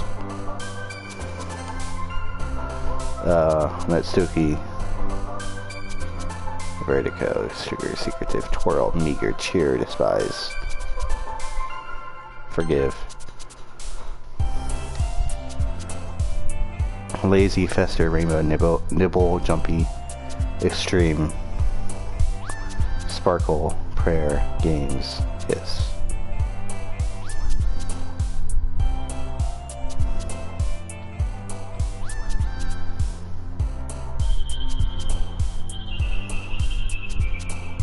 Sparkle.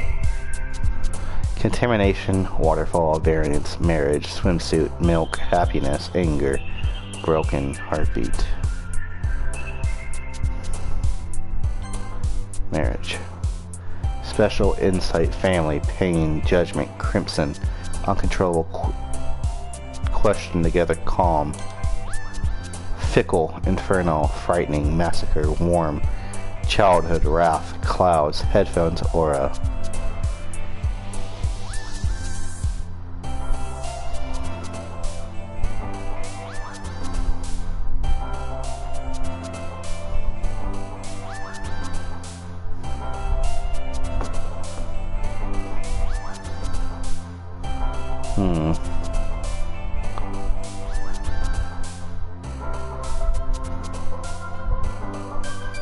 What word speaks to me here?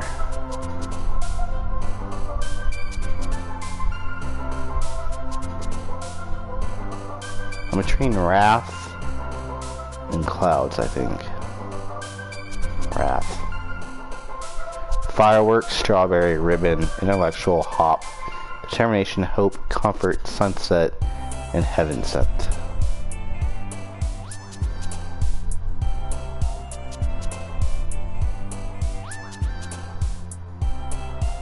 Heaven sent.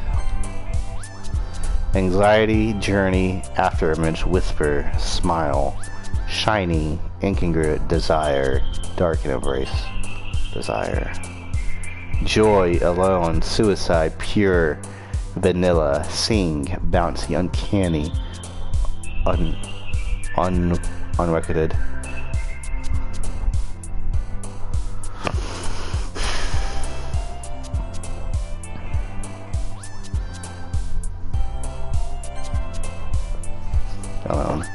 Beauty, cute, pout, vibrant, anime, melancholy, sunny, excitement, captive, sticky. Pout. Scars, friends, time, whirlwind, philosophy, silly, explode, awesome, blanket, charm. Boop, empty, vacation, pink, kitty, promise, incapable, play, misfortune, adventure. Kitty.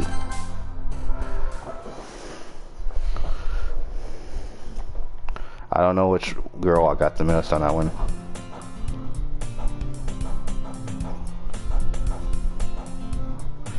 Another day passes and it's time for the club meeting already. I've gotten a little more comfortable here over the past couple of days. Entering the club room, the usual scene greets me. Hi, Cade. Yo, Sayori. Looks like you're in a good mood today. I'm just still not used to you being in the club, that's all. I see. That's a pretty simple thing to get you in a good mood. But I guess it's always the simple things with you anyway. Speaking of which, I'm kinda hungry. Will you come with me to buy a snack? No thanks. Eh? That's not like you at all. I have my reasons. Why don't we take a look at your purse, Sayori? Huh? Why that all of a sudden? No reason, really. I just want to look at it. Sayori nervously retrieves her coin purse. She fumbles at the latch and gets it open. Then she turns it upside down and lets its contents spill out to the desk. Only 2 small coins fall out. I knew it. I can see right through you, Sayori. That's not fair. How did you even know? It's simple. If you had enough money in the first place, you'd have brought a snack before coming to the classroom. So either you're not hungry and want an excuse to take a walk, or you plan to conveniently forget that you spent all your money, so that I would lend you some. But there's one more thing. You're always hungry. And so, that only leaves to the one option. What?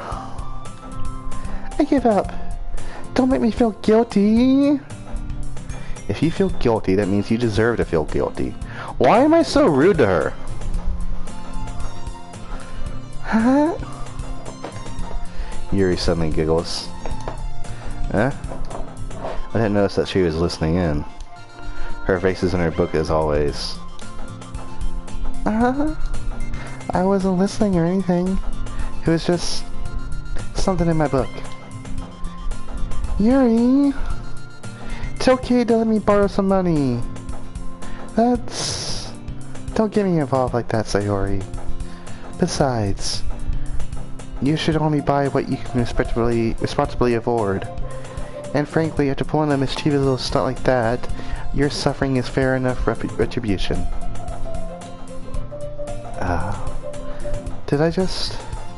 I didn't mean that. I got too absorbed into my book. I really like when you speak your mind, Yuri.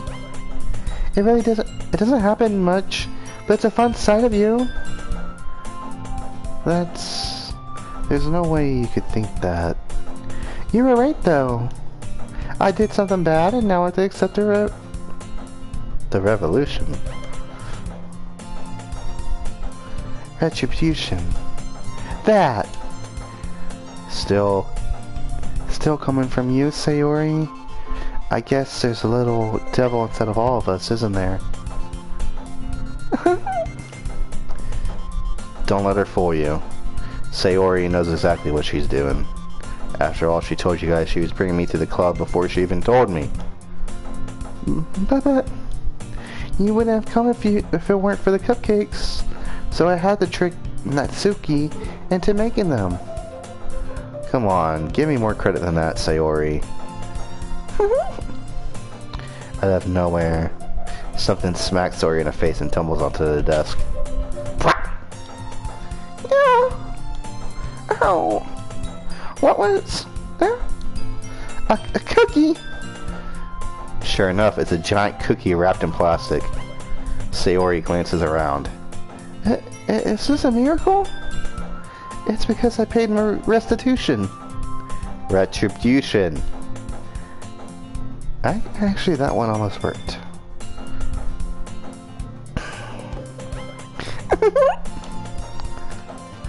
I was just gonna give it to you, but then I heard you blab about the cupcakes. It was totally worth seeing your reaction, though. Natsuki, that's so nice of you. I'm so happy. Sayori hugs the cookie. Jeez, just eat it. Sayori rapidly tears open the wrapper and takes a big bite. So good. Oof. Sayori suddenly clasped her hands over her mouth. I bit my tongue.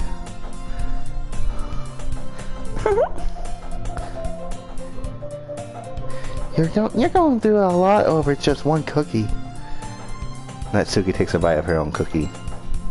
Oh, yours looks really good too, Natsuki. Can I try it? Jeez, beggars can't be choosers. But yours is so chocolate. Yours is chocolate. Yeah, why do you think I gave you that one? Fine. Still, I'm really happy that you shared this one with me.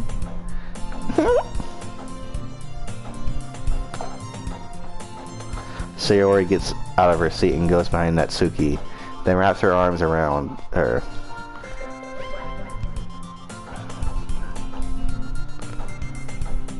Oh, jeez. I get it. Cookie still in hand, Natsuki reaches up to nudge Sayori off of her. Suplex. Oh. Sayori suddenly leans down and takes a bite out of Natsuki's cookie. Hey! Did you just seriously do that?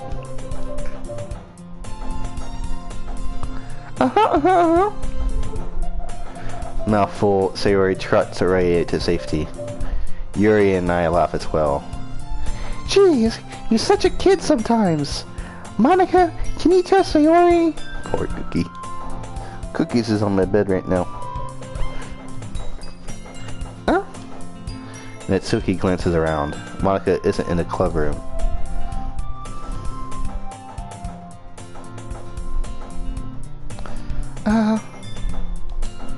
Where's Monica anyway?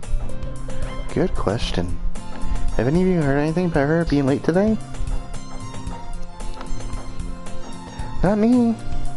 Yeah, I haven't either. Cookies is a ladies' man. He's staring at me right now. Now he put his head back down.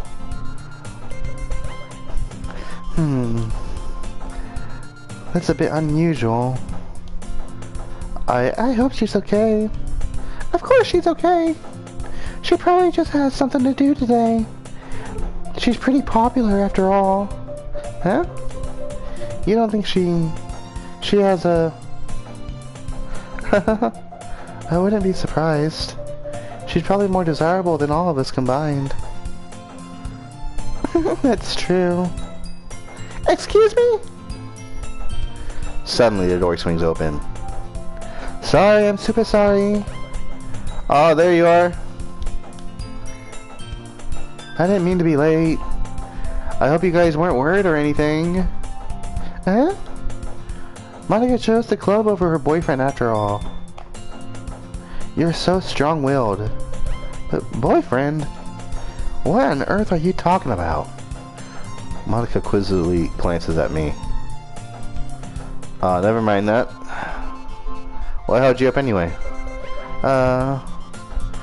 Well, my last period today was study hall. To be honest, I kind of just lost track of time. That makes no sense though. You would have heard the bell ring at least. I must not have heard it since I was practicing piano. Piano? I wasn't aware you played music as well, Monica. I don't really. I kinda just started recently. I've always wanted to learn piano. That's so cool! You should play something for us, Monica. Monica looks at me. Maybe once I get a little bit better, I will. Yay! That sounds cool. I'd also look forward to it. Is that so? In that case, I won't let you down, Cade.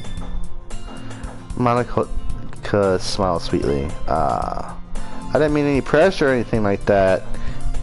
Don't worry.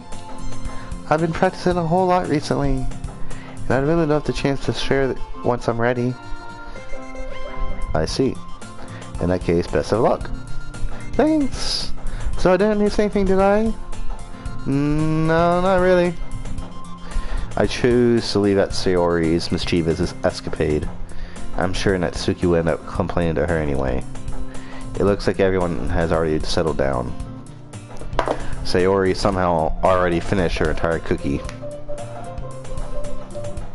Yuri is back to her book and Natsuki disappeared into the closet. Cade! Sayori suddenly comes up to me. I want to go get some supplies from another classroom. Want to come with me? Supplies? What for? Well, you know how the festival's coming up? Me and Monica were going to make some posters and stuff. So I need to go find some crayons and markers and glue sticks. I see. Sure, I'll go with you. Yay! Okay, Monica. We'll be back soon. Are you going with Kay to get the supplies? There's no need to trouble yourself. I'd be happy to go with him. Oh, but I wanted to go. It's so much fun exploring empty classrooms and stuff. Okay. It was just a suggestion. See if you can find poster paper too, okay? Okay. Ready, Cade? Yep, let's go. Are y'all enjoying hearing me talking voices for 2 hours? Sayori and I exit the club room. I follow behind as Sayori hums and skips around the hallway. Honestly, it feels like I'm taking a kid to the mall or something. Sayori finds pleasure in the simplest things sometimes. Hey Sayori, what exactly are we doing for the festival anyway? I'm not sure how you would make an event out of literature. Me and Monica have it all planned out. Don't you worry. Is that so? Yep. We're gonna do a poetry performance. A performance? Of what kind? Well, everyone's gonna take turns on stage and recite their favorite poems. Ah, that sounds kind of dull. Cade, you're not thinking about it the right way at all. It's not just about reading poems, it's about performing them. Like you say, the lines of the poem, like, between my feet, the last remaining flower beckons to me. I twist the stem, freeing it from its clinging roots, caressing the final joyous moment between my fingers. But to what ends have I summoned this joy? For now, when I look in every direction, the once prosperous field before me is but a barren wasteland. Like that. Sayori, how do I put this? I'm sure it's just me, but it's impossible for me to take you seriously when you talk like that. Huh? You meaning? I'm working super hard on this, you know. I know. I just meant that it's a pretty ordinary contrast to your cute self. Don't say that. It's embarrassing. But I guess that means I'm doing a good job. Yeah, I guess so. I'm so excited. The festival is gonna be so much fun. Sayori spins herself around in the hallway again. Hey Cade, this classroom over here is empty. Let's begin the mission. The mission, eh? It's been a long time since I spent time with Sayori like this. In the end, she hasn't changed one bit. She's nothing but a ball of sunshine, drawing happy vibes in the world around her. It's a pretty nostalgic feeling for me.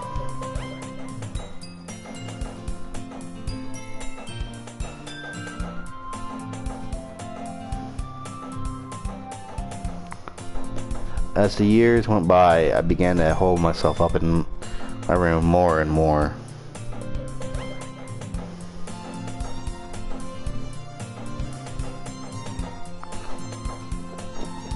So going adventuring with Sayori brings about a special sort of feeling I forgot I had in me.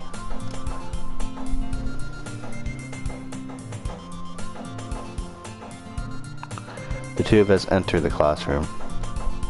Sayori heads straight to the closet and I follow. Let's see what we Let's see what we have in here. Crayons! Sayori pulls a box of crayons off the shelf. They're the best brand too! They're kind of dirty though. Sayori starts pulling various crayons out of the box, reading the color names. Alright, that's one down. Don't get distracted, we still need to find... Wait, I'm looking for my favorite color. Fine. At least move aside so I can look for the poster paper. I dropped one by accident. Smack. Sayori bends over and smacks her forehead right into the shelf. She falls to the floor and the crayons spill all over her lap. Ow. You okay? My forehead. Sayori clutches her forehead. Jeez, Sayori. That's just like you, isn't it? Come on, let me see. Sayori is sitting on the floor. I grab her by the waist and pull her out of the closet. You have to move your hand, Sayori. But it hurts. Just do it for a second. I don't like that pose.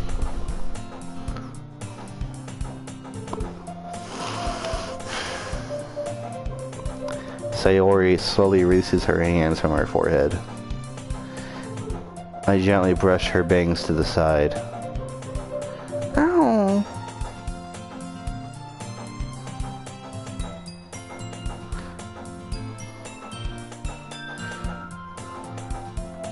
Y'all sound like 4 messages at once. That was wild. Sorry.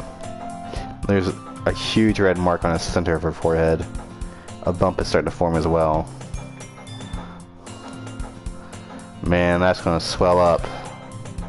I should find you some ice. Cade?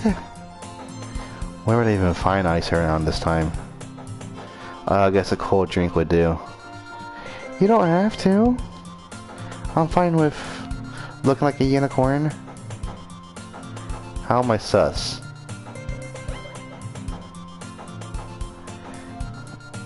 Even Winston from the Pain Sayori makes a silly joke. What are you saying? I'll be right back, okay? Okay. I pat Sayori on the shoulder and run out into the hallway. I locate the nearest vending machine. What should I get? It doesn't really matter since it'll be used as an ice pack rather than a drink. But I know Sayori likes apple juice, so purchase that one. In just a moment, I'm already returning to the classroom where I left Sayori. She has one palm on her forehead and is using the other hand to clumsily scoop crayons back into the box. At least they were already in the wrong spots before I spilled them. Sayori, here. I hand Sayori the bottle of apple juice. It's nice and cold. She opens the cap and starts drinking from it. Sayori, what are you doing? It's for your forehead, idiot. Apple juice. Ah, sorry, I forgot. How hard did you hit your head? Appy juice. Sayori places the bottle against the bump on her forehead. It stings. Just bear with it. It'll feel better soon. Looks like you cleaned up most of the crayons, so that's good. Hey, Cade. This kind of reminds you of growing up, doesn't it? What do you mean? You know how we used to play outside all the time? I'd always try to keep up with you. You're kind of oblivious in some ways. Like I usually fell behind or had trouble climbing on the things you did. But sometimes when I tried to do the things I couldn't, I would get myself hurt. I'd fall and scrape myself or get a bump. I would start crying really hard. And you would rush over as quick as you could. Okay, Brooks, so yeah, this was definitely something. You would try really hard to get me to stop crying. It was almost like you blamed yourself and were afraid of getting in trouble. If someone found out. Even though it really wasn't your fault at all, you know? Did I really do that? Yeah, you don't remember? The next installment will probably be Friday, I guess. Bye, y'all. Bye, Brooke. Come to think of it, maybe I do remember a bit. I guess I was always so focused on my games I didn't pay enough attention to you. So in a way, it was my fault. Kind of like this time, too. If I wasn't rushing you out of the closet, you probably wouldn't have hit your head. Cade, I don't think you realize it, but you're always thinking about other people. Even after all these years. You're rushing to help me even though I'm just being clumsy. You're really a sweetheart. Don't call me that. And I don't really do this kind of thing all the time. I guess when it comes to you, it just feels natural. Before I even know it, I'm treating you like that. I guess that's what happens when you've been friends for so long. Really?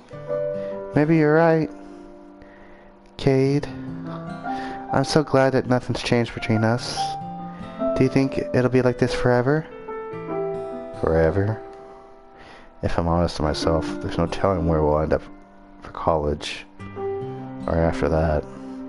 So it wouldn't be fair to me for me to make any promises, but Well, I hope so. It's been this long already, right? Can't imagine you ever changing, so my hopes are up. I'm so happy. Sayori has a whimsical expression in her eyes. Remain silent for a moment. She's so silly and clumsy on the outside that when I see her deep in thought like this, it makes me not want to disturb her. I guess we should go back.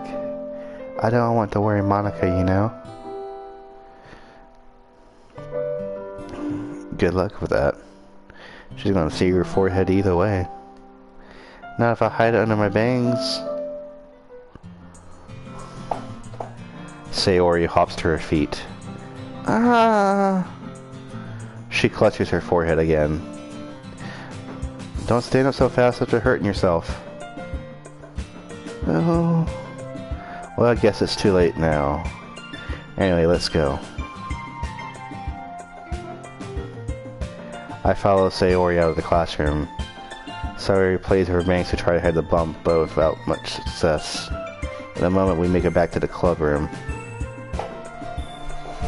Ah, you're back! Good timing, I was just about to ready to start sharing our poems. Sayori, your forehead. She's fine, don't worry about. I was playing with the crayons and smacked my forehead into the shelf. Oh, well, anyway. Were you able to find everything we needed? Uh-huh, I have it right. Uh-huh. Sayori frantically glances around herself. I forgot all the stuff. Calm down, Sayori. I have it all right here. I found a poster paper too. Ah! Sounds like you ended up doing all the work, Cade. Well, Sayori... I failed to come up with an excuse for Sayori. I made it an adventure. Yeah, that.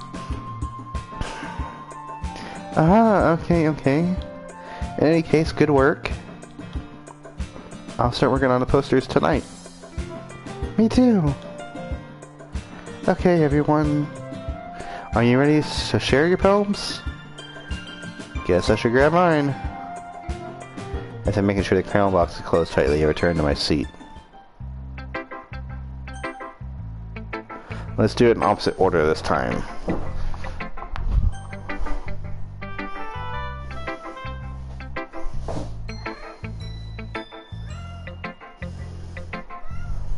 Can you hear Crane? Let's do Monica. Hi again, Cade. How's the writing going? Alright, I guess. I'll take that. As long as it's not going bad. I'm happy that you're applying yourself. Maybe soon you'll come up with a masterpiece. I wouldn't count on that. I wouldn't count on that. You never know.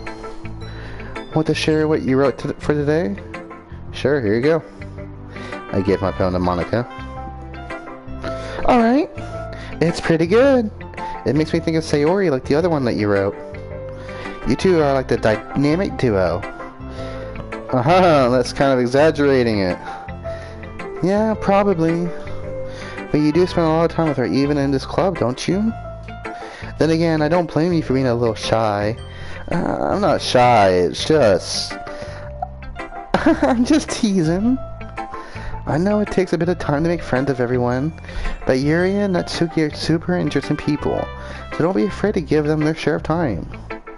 And you can talk to me every now and then, too. I'm not, like, unapproachable or anything, am I? No, it's nothing like that. I'm just still getting used to being here, that's all. Yeah... I'm sorry if I was putting pressure on you or something. I really didn't mean it like that. No, don't worry. I get what you're saying. Well, alright. But anyway, you want to read my poem now? I like the way that this one turned out, so I hope you do too. Alright, let's take a look. Save me. The colors, they won't stop. Bright, beautiful colors. Flashing, expanding, piercing, red, green, blue, an endless cacophony of meaningless noise. The noise that won't stop. Violent, grating waveforms, Speaking, screeching, piercing.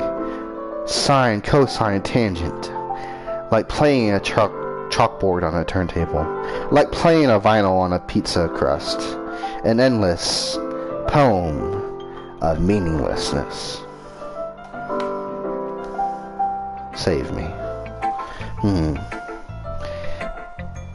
It's even more abstract than your last one, huh? I guess it's just the way I write. I'm sorry if you don't like it. No, I never said that. It's just the kind of thing I've never really seen before, I guess. I kind of like playing with my space on the paper. Choosing where and how to space your words can totally change the mood of the poem. It's almost like magic. The way I wrote the lines really short makes it feel like they're trying to speak over the noise. I see. It's still hard for me to tell what it's about, though. Sometimes asking what a poem is about isn't the right question. A poem can be as abstract as a physical expression of a feeling. Or a conversation with a reader. So putting it that way, not every poem is about something. Anyway, here's Monica's writing tip of the day. Sometimes you'll find yourself facing a difficult decision. When that happens, don't forget to save your game. I see.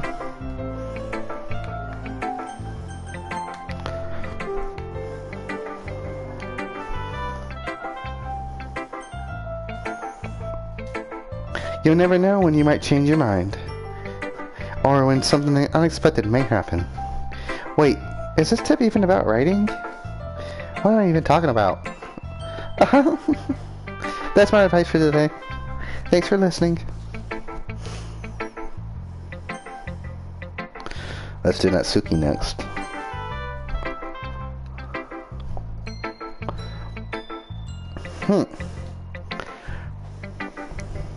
Well, it's not really any worse than your last one, but I can't really say it's any better either.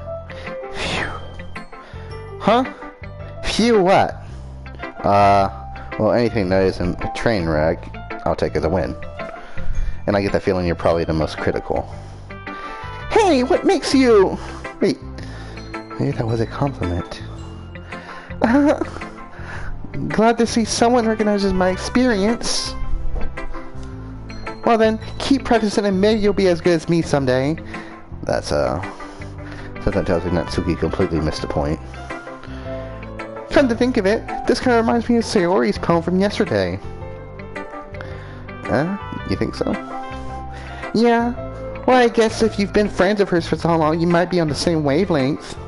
But you never really stuck with me as her type. Sayori has a type all of a sudden.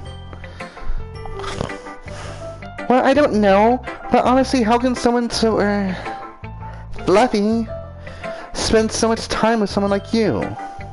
It's like she's dragging around a dead weight. That was a little unnecessary. But think of it this way. If it weren't for me, she would probably just fly away like letting go of a balloon. You could say we each take care of each other in our own way. Whatever it is, I don't get it. Oh yeah, I guess I'm supposed to show you my poem. Here. Amy likes spiders. You know what I heard about Amy? Amy likes spiders. Icky, wriggly, hairy, ugly spiders. That's why I'm not friends with her. Drop my controller. Amy has a cute singing voice. I heard her singing my favorite love song. Every time she sang the chorus, my heart would pound to the rhythm of the words.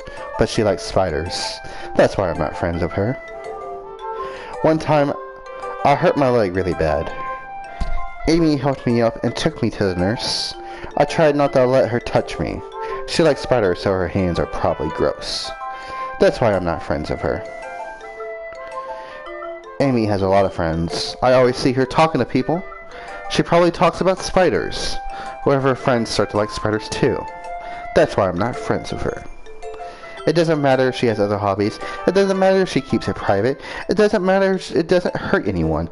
It's gross. She's gross. The world is better without spider lovers. And I'm going to tell everyone. Not bad, right? It's quite a bit longer than yesterday's. Yeah, yesterday's was way too short. I was just warming up. I hope you didn't think that was the best I could do. No, of course not. Anyway, the message is pretty straightforward in this poem. I doubt I have to explain it. Sometimes you can explain complicated issues with much simpler knowledge. Why can't I say this word right now? Fuck it.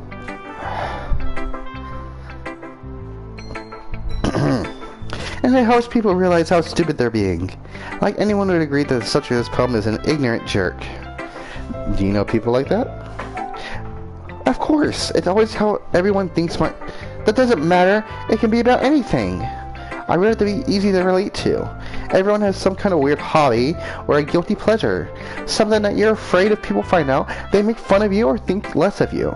But that just makes people stupid. Who cares what someone likes as long as they're not hurting anyone and it makes them happy? I think people really need to learn to respect others for liking weird things. Well, you're definitely right. At least I can relate to that. And I'm sure a lot of people, other people can too. It's what I do best, after all. I don't like writing unless there's a good message to take away from it. Like, conveying emotions is so important. But I want to make people think, not just feel. Remember that. I'm going to write a good one for tomorrow, too, so look forward to it. Yuri. Let's see what you've written for today. Well done, Cade. Your skills are already improving. Really? Thanks, Yuri. Coming from you, that means a lot. Huh? It's nothing. I'm just happy to help inspire fellow writers. I know you're new to this, so don't worry so much if it seems like you can't get your poem to feel perfect. You don't need to be afraid to be a little more daring. Metaphors can go a long way. Don't ever feel like you need to work your brain like turning a bunch of gears. Try letting your mind wander through your feelings and write down the things you see and hear. That's one way to truly enable your reader to see into your mind. It's a very intimate exercise. I see. That's a certainly interesting technique. Thanks for sharing. I have, well, an example of that if you'd like to read it. Of course. Is this the poem you wrote for the day? Yuri nods and timidly hands me her poem. The Raccoon. It happened in the dead of night while I was slicing bread for a guilty snack. My attention was caught by the scuttering of a raccoon outside my window.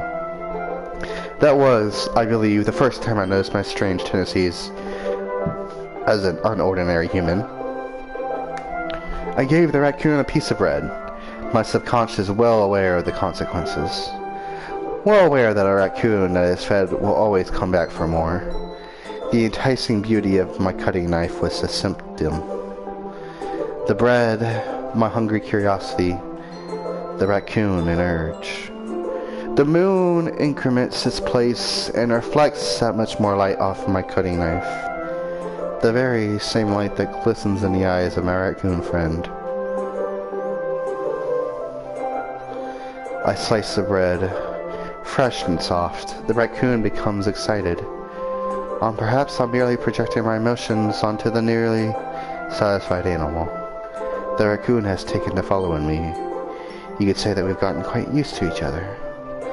The raccoon becomes hungry and more and more frequently, so my bread is always handy. Every time I brandish my cut knife, the raccoon shows me his excitement. A rush of blood. Classic Pavlovian conditioning. I slice the bread, and I feed myself again. Huh. Okay. I was a little more daring with this one than yesterday's. I can see that. It's a lot more metaphorical. I don't know if it's my fault, but I can't begin to imagine what this poem is about. That's right. It's a bit closer to my preferred writing style. Using the poem as a canvas to express vivid imagery, convey emotions, I think. Yeah, if I take it at face value that I can't even figure out what it's supposed to mean. Well, I think it's something that different people can relate to in their own way. I wanted to express the way it feels for me to indulge in my unusual hobbies. It's those sorts of things that I'm usually forced to keep to myself. So sometimes I enjoy writing about them. Huh, that's funny. Didn't Natsuki also write something about that? About someone being ridiculed for a strange interest? Huh? She did? Yeah. She was talking about how it doesn't matter what you're into as long as you're not hurting anybody. She's right. Yeah, I mean, does she really feel that way? Yeah. Sounds like you two have that in common. That's interesting. To me, she seemed like the kind of person who would make fun of my hobbies. But I suppose that's my fault for judging, isn't it? Please don't tell her I said that. Don't worry, I have no reason to. Okay. Well, thank you for sharing it with me. After all, if I hadn't learned to embrace my own weirdness, I'd probably hate myself. I might be ranting a little bit now, but I'm glad that you're a good listener. Who should I send my poem to next? Sayori. Cade, I really love your poems. I can't believe you've been hiding these from me. I'm not hiding anything, but your poems are so good. Yesterday's and this one too.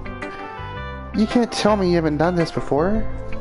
I mean, you're really the only one who feels that way, so... No way. Not even Natsuki? Well, I guess Natsuki's at least likely to admit how much she likes something. But I don't think it's that. What do you mean? Well, I guess I'll be honest about it. It's a lot easier to write poems when I'm thinking about you. Huh? What? Stop thinking weird things, idiot. It just means that you're a really expressive person, I guess. How am I supposed to write poems about my own stupid life, but you somehow make everything in your life an adventure? Even the little things. Like cooking? Let's not talk about that. So, yeah. I guess what I'm saying is that I can feel more feelings through you than I can through myself. We have that kind of weird connection. It's your fault for getting in my business all the time. Well, I don't know if I understand. You never understand when I try to explain things to you, do you, Sayori? I pat Sayori's head. Hey. I'm not a kid, you know. Are you sure about that?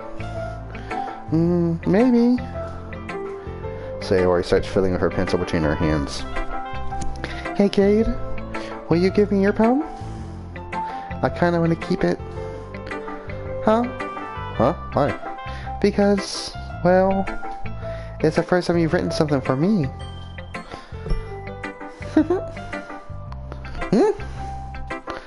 Sayori, you completely misunderstood. I didn't write this for you.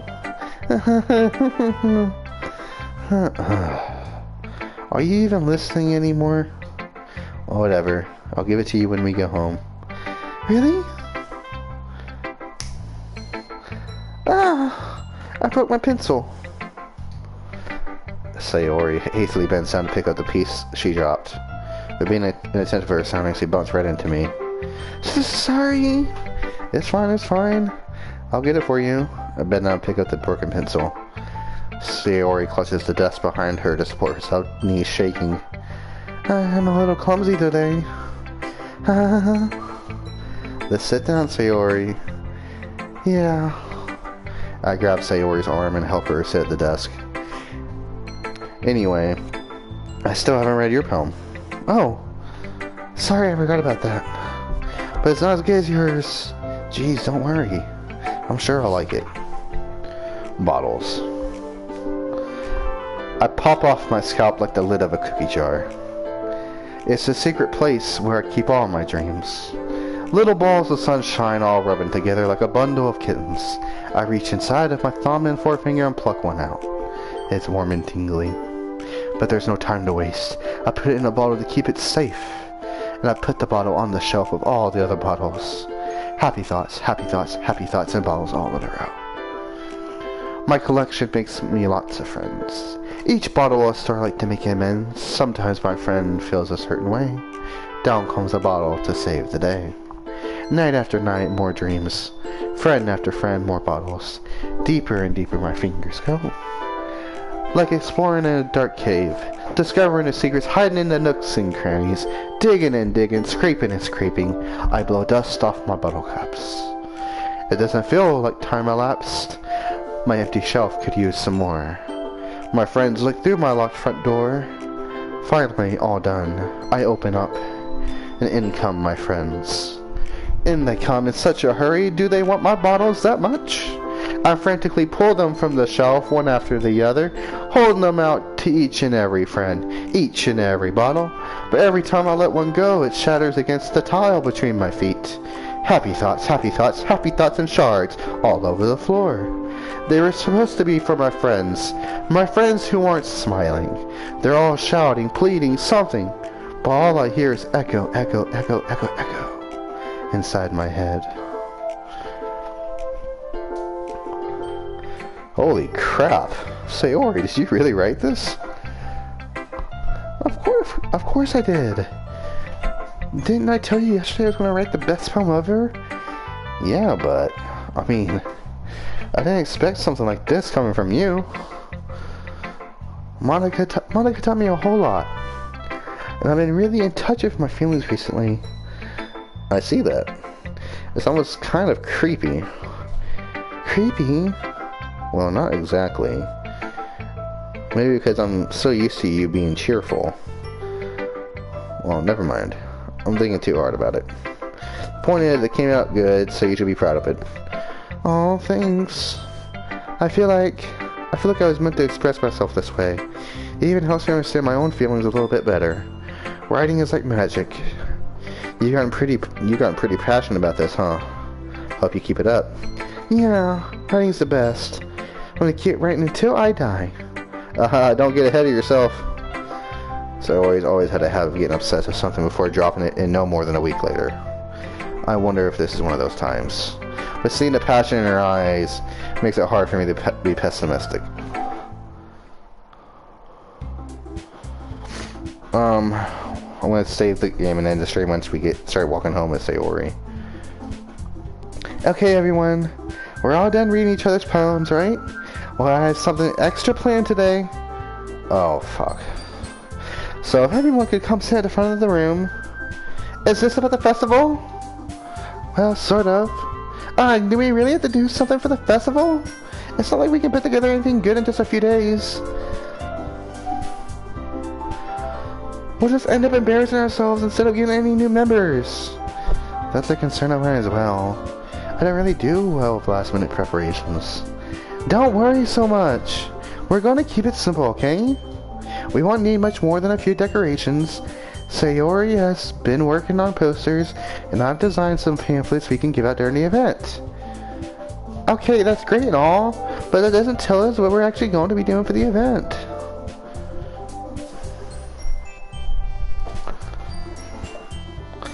Sorry, I thought you heard about it already. We're going to be performing.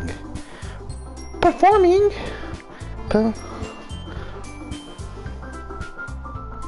Monica? Yeah, we're going to be having a poetry performance.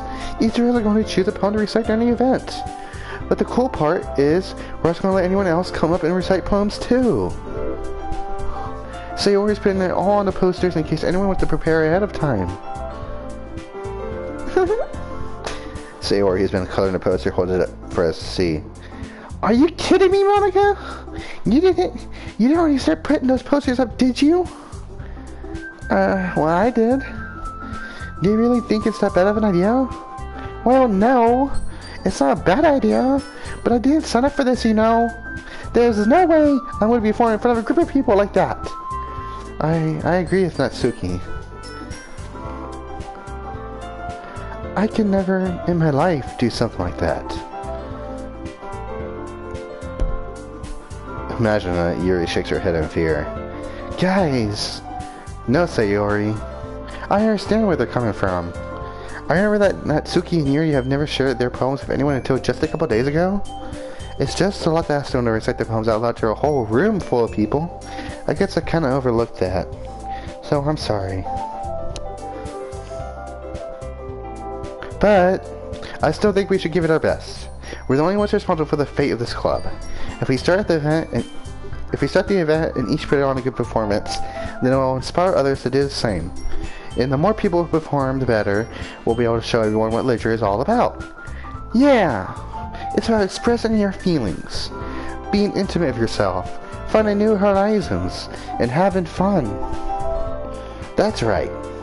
And it's those reasons that we're all in this club today. Don't you want to share that with the others? To inspire them to find the same feelings that brought you here in the first place?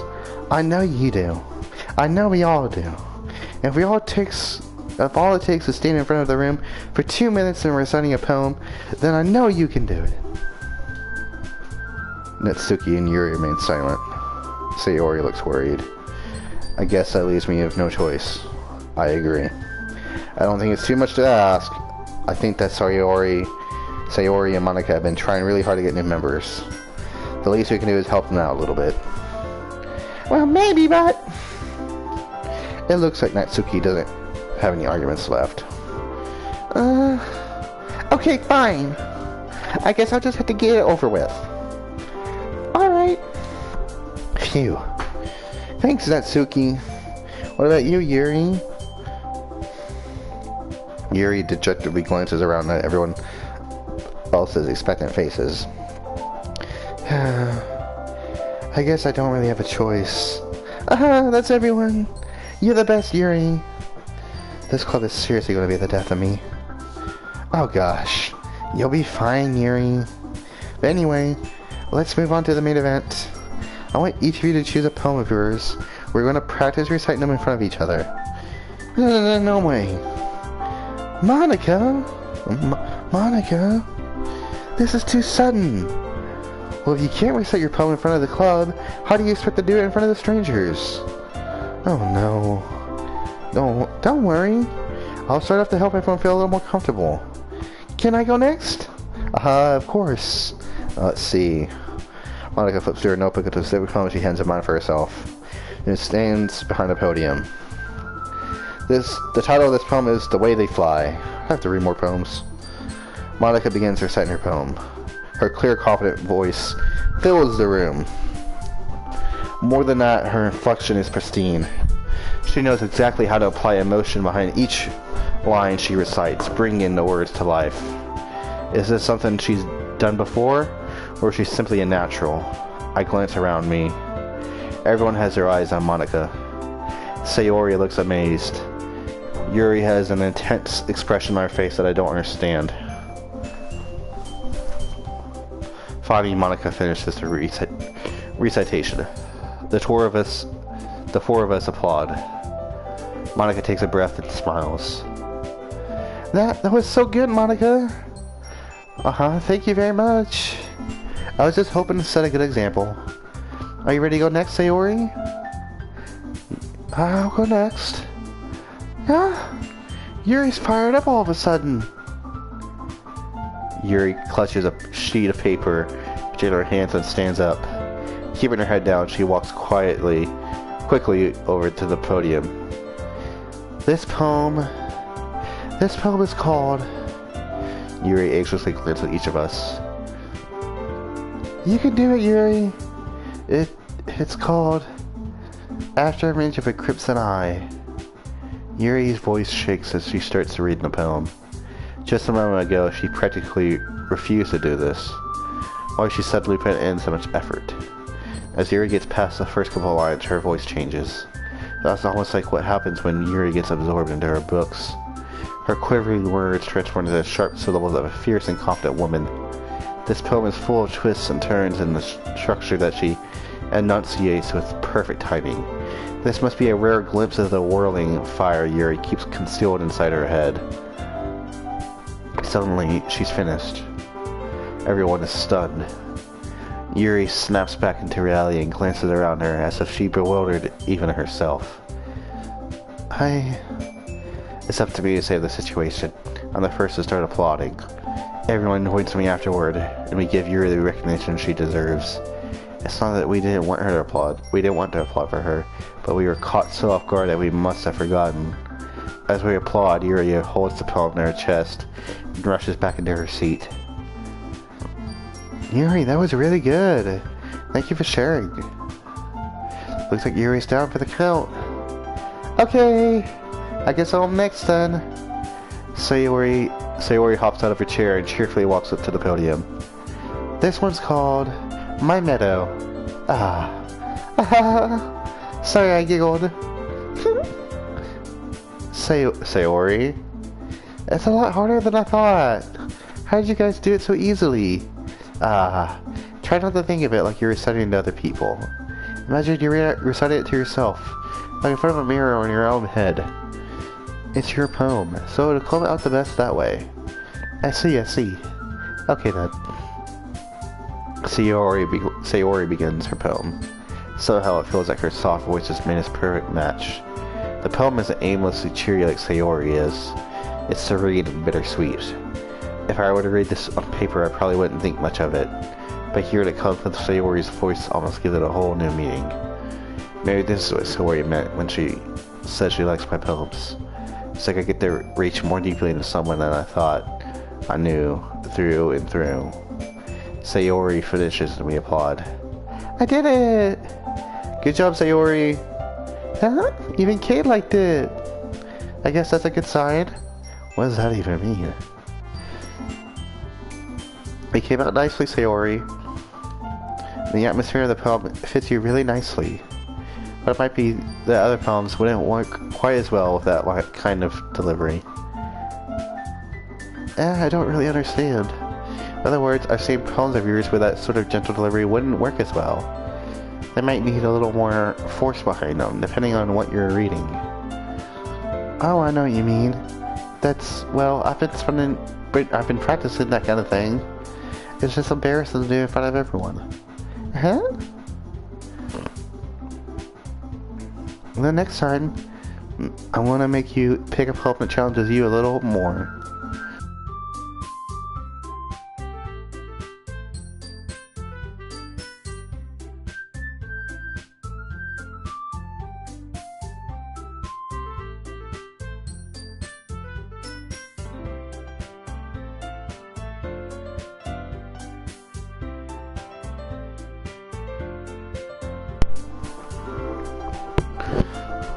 I'm sorry, my controller died.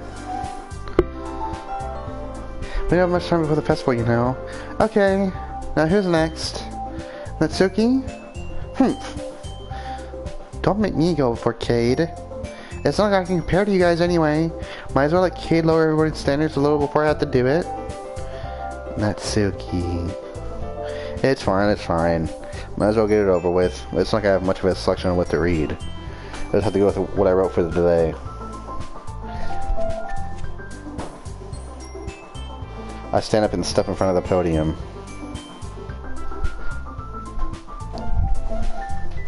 Everyone has their eyes on me, making me feel terribly awkward. I recite my poem. Since I'm not exactly confident in my own writing, it's hard to put energy into it. Despite that, once I finish, I receive applause anyways. Sorry I'm not really as good as everyone else. Don't worry about it so much. I think it's less about your abilities and more about your lack of confidence in your writing. There's something you'd improve over time, though. Yeah, maybe. Alright then, that just leaves you, Natsuki. Yeah, I'm going. Natsuki begrudgingly gets out of her seat and makes her way to the podium. This poem is called... Why are you all looking at me? Because you're presenting. Anyway, the poem is called Jump. Natsuki takes a breath. When she starts reciting the poem, her sour attitude disappears a little. While she's still a little enthused, her poem has a rhythm and rhyme to it. It's Natsuki's trademark style, and it works surprisingly well when spoken aloud. The words feel like they're bounced up and down as if given life to the poem. Natsuki finishes and everyone applauds. She hops back to her seat. That wasn't so bad, was it? Easy for you to say. You better not make me do that again. Well. Do you at least feel prepared enough to recite a poem in front of other people? I mean, doing it in front of other people will be way easier. I can put on whatever face I want for the other people. But when it's just my friends, it's just embarrassing. That's a surprise, Natsuki. I think it would be the other way around for me. Well, that's just how it is, so... Well, I guess in that case, you won't have much to worry about for the festival. That said, I want to thank everyone for coming through. It might be hard, but I hope that you all have an idea of what it's like now. Make sure you pick up home and get enough practice for the festival, okay? I'll be making pamphlets, so let me know ahead of time what you'll be reciting. Jeez.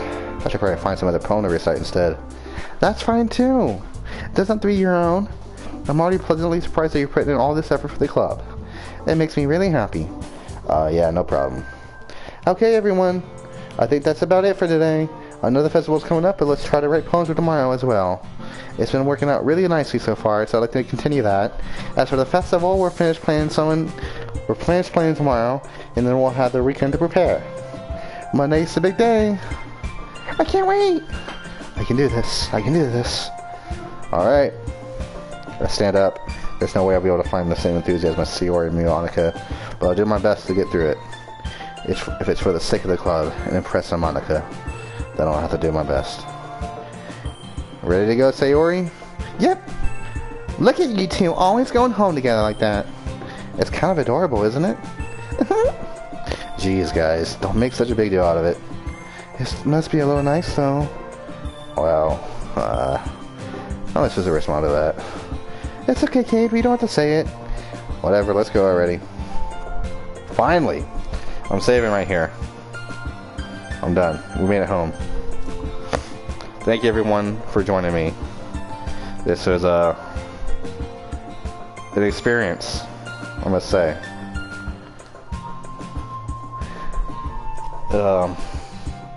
I think you guys are enjoying it from the comments. It was I'm not sure where the horror is in this game yet, but thank you again for joining me. Wonderful time we had here.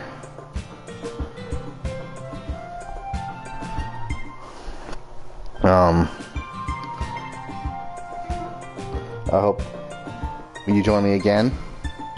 You like and you subscribe. You join me next time, which will probably be Friday evening. If not Friday, it'll be Monday, I think. Monday, probably, or Tuesday. So, be on the lookout. Again, thank you for joining me. Goodbye. I love you all.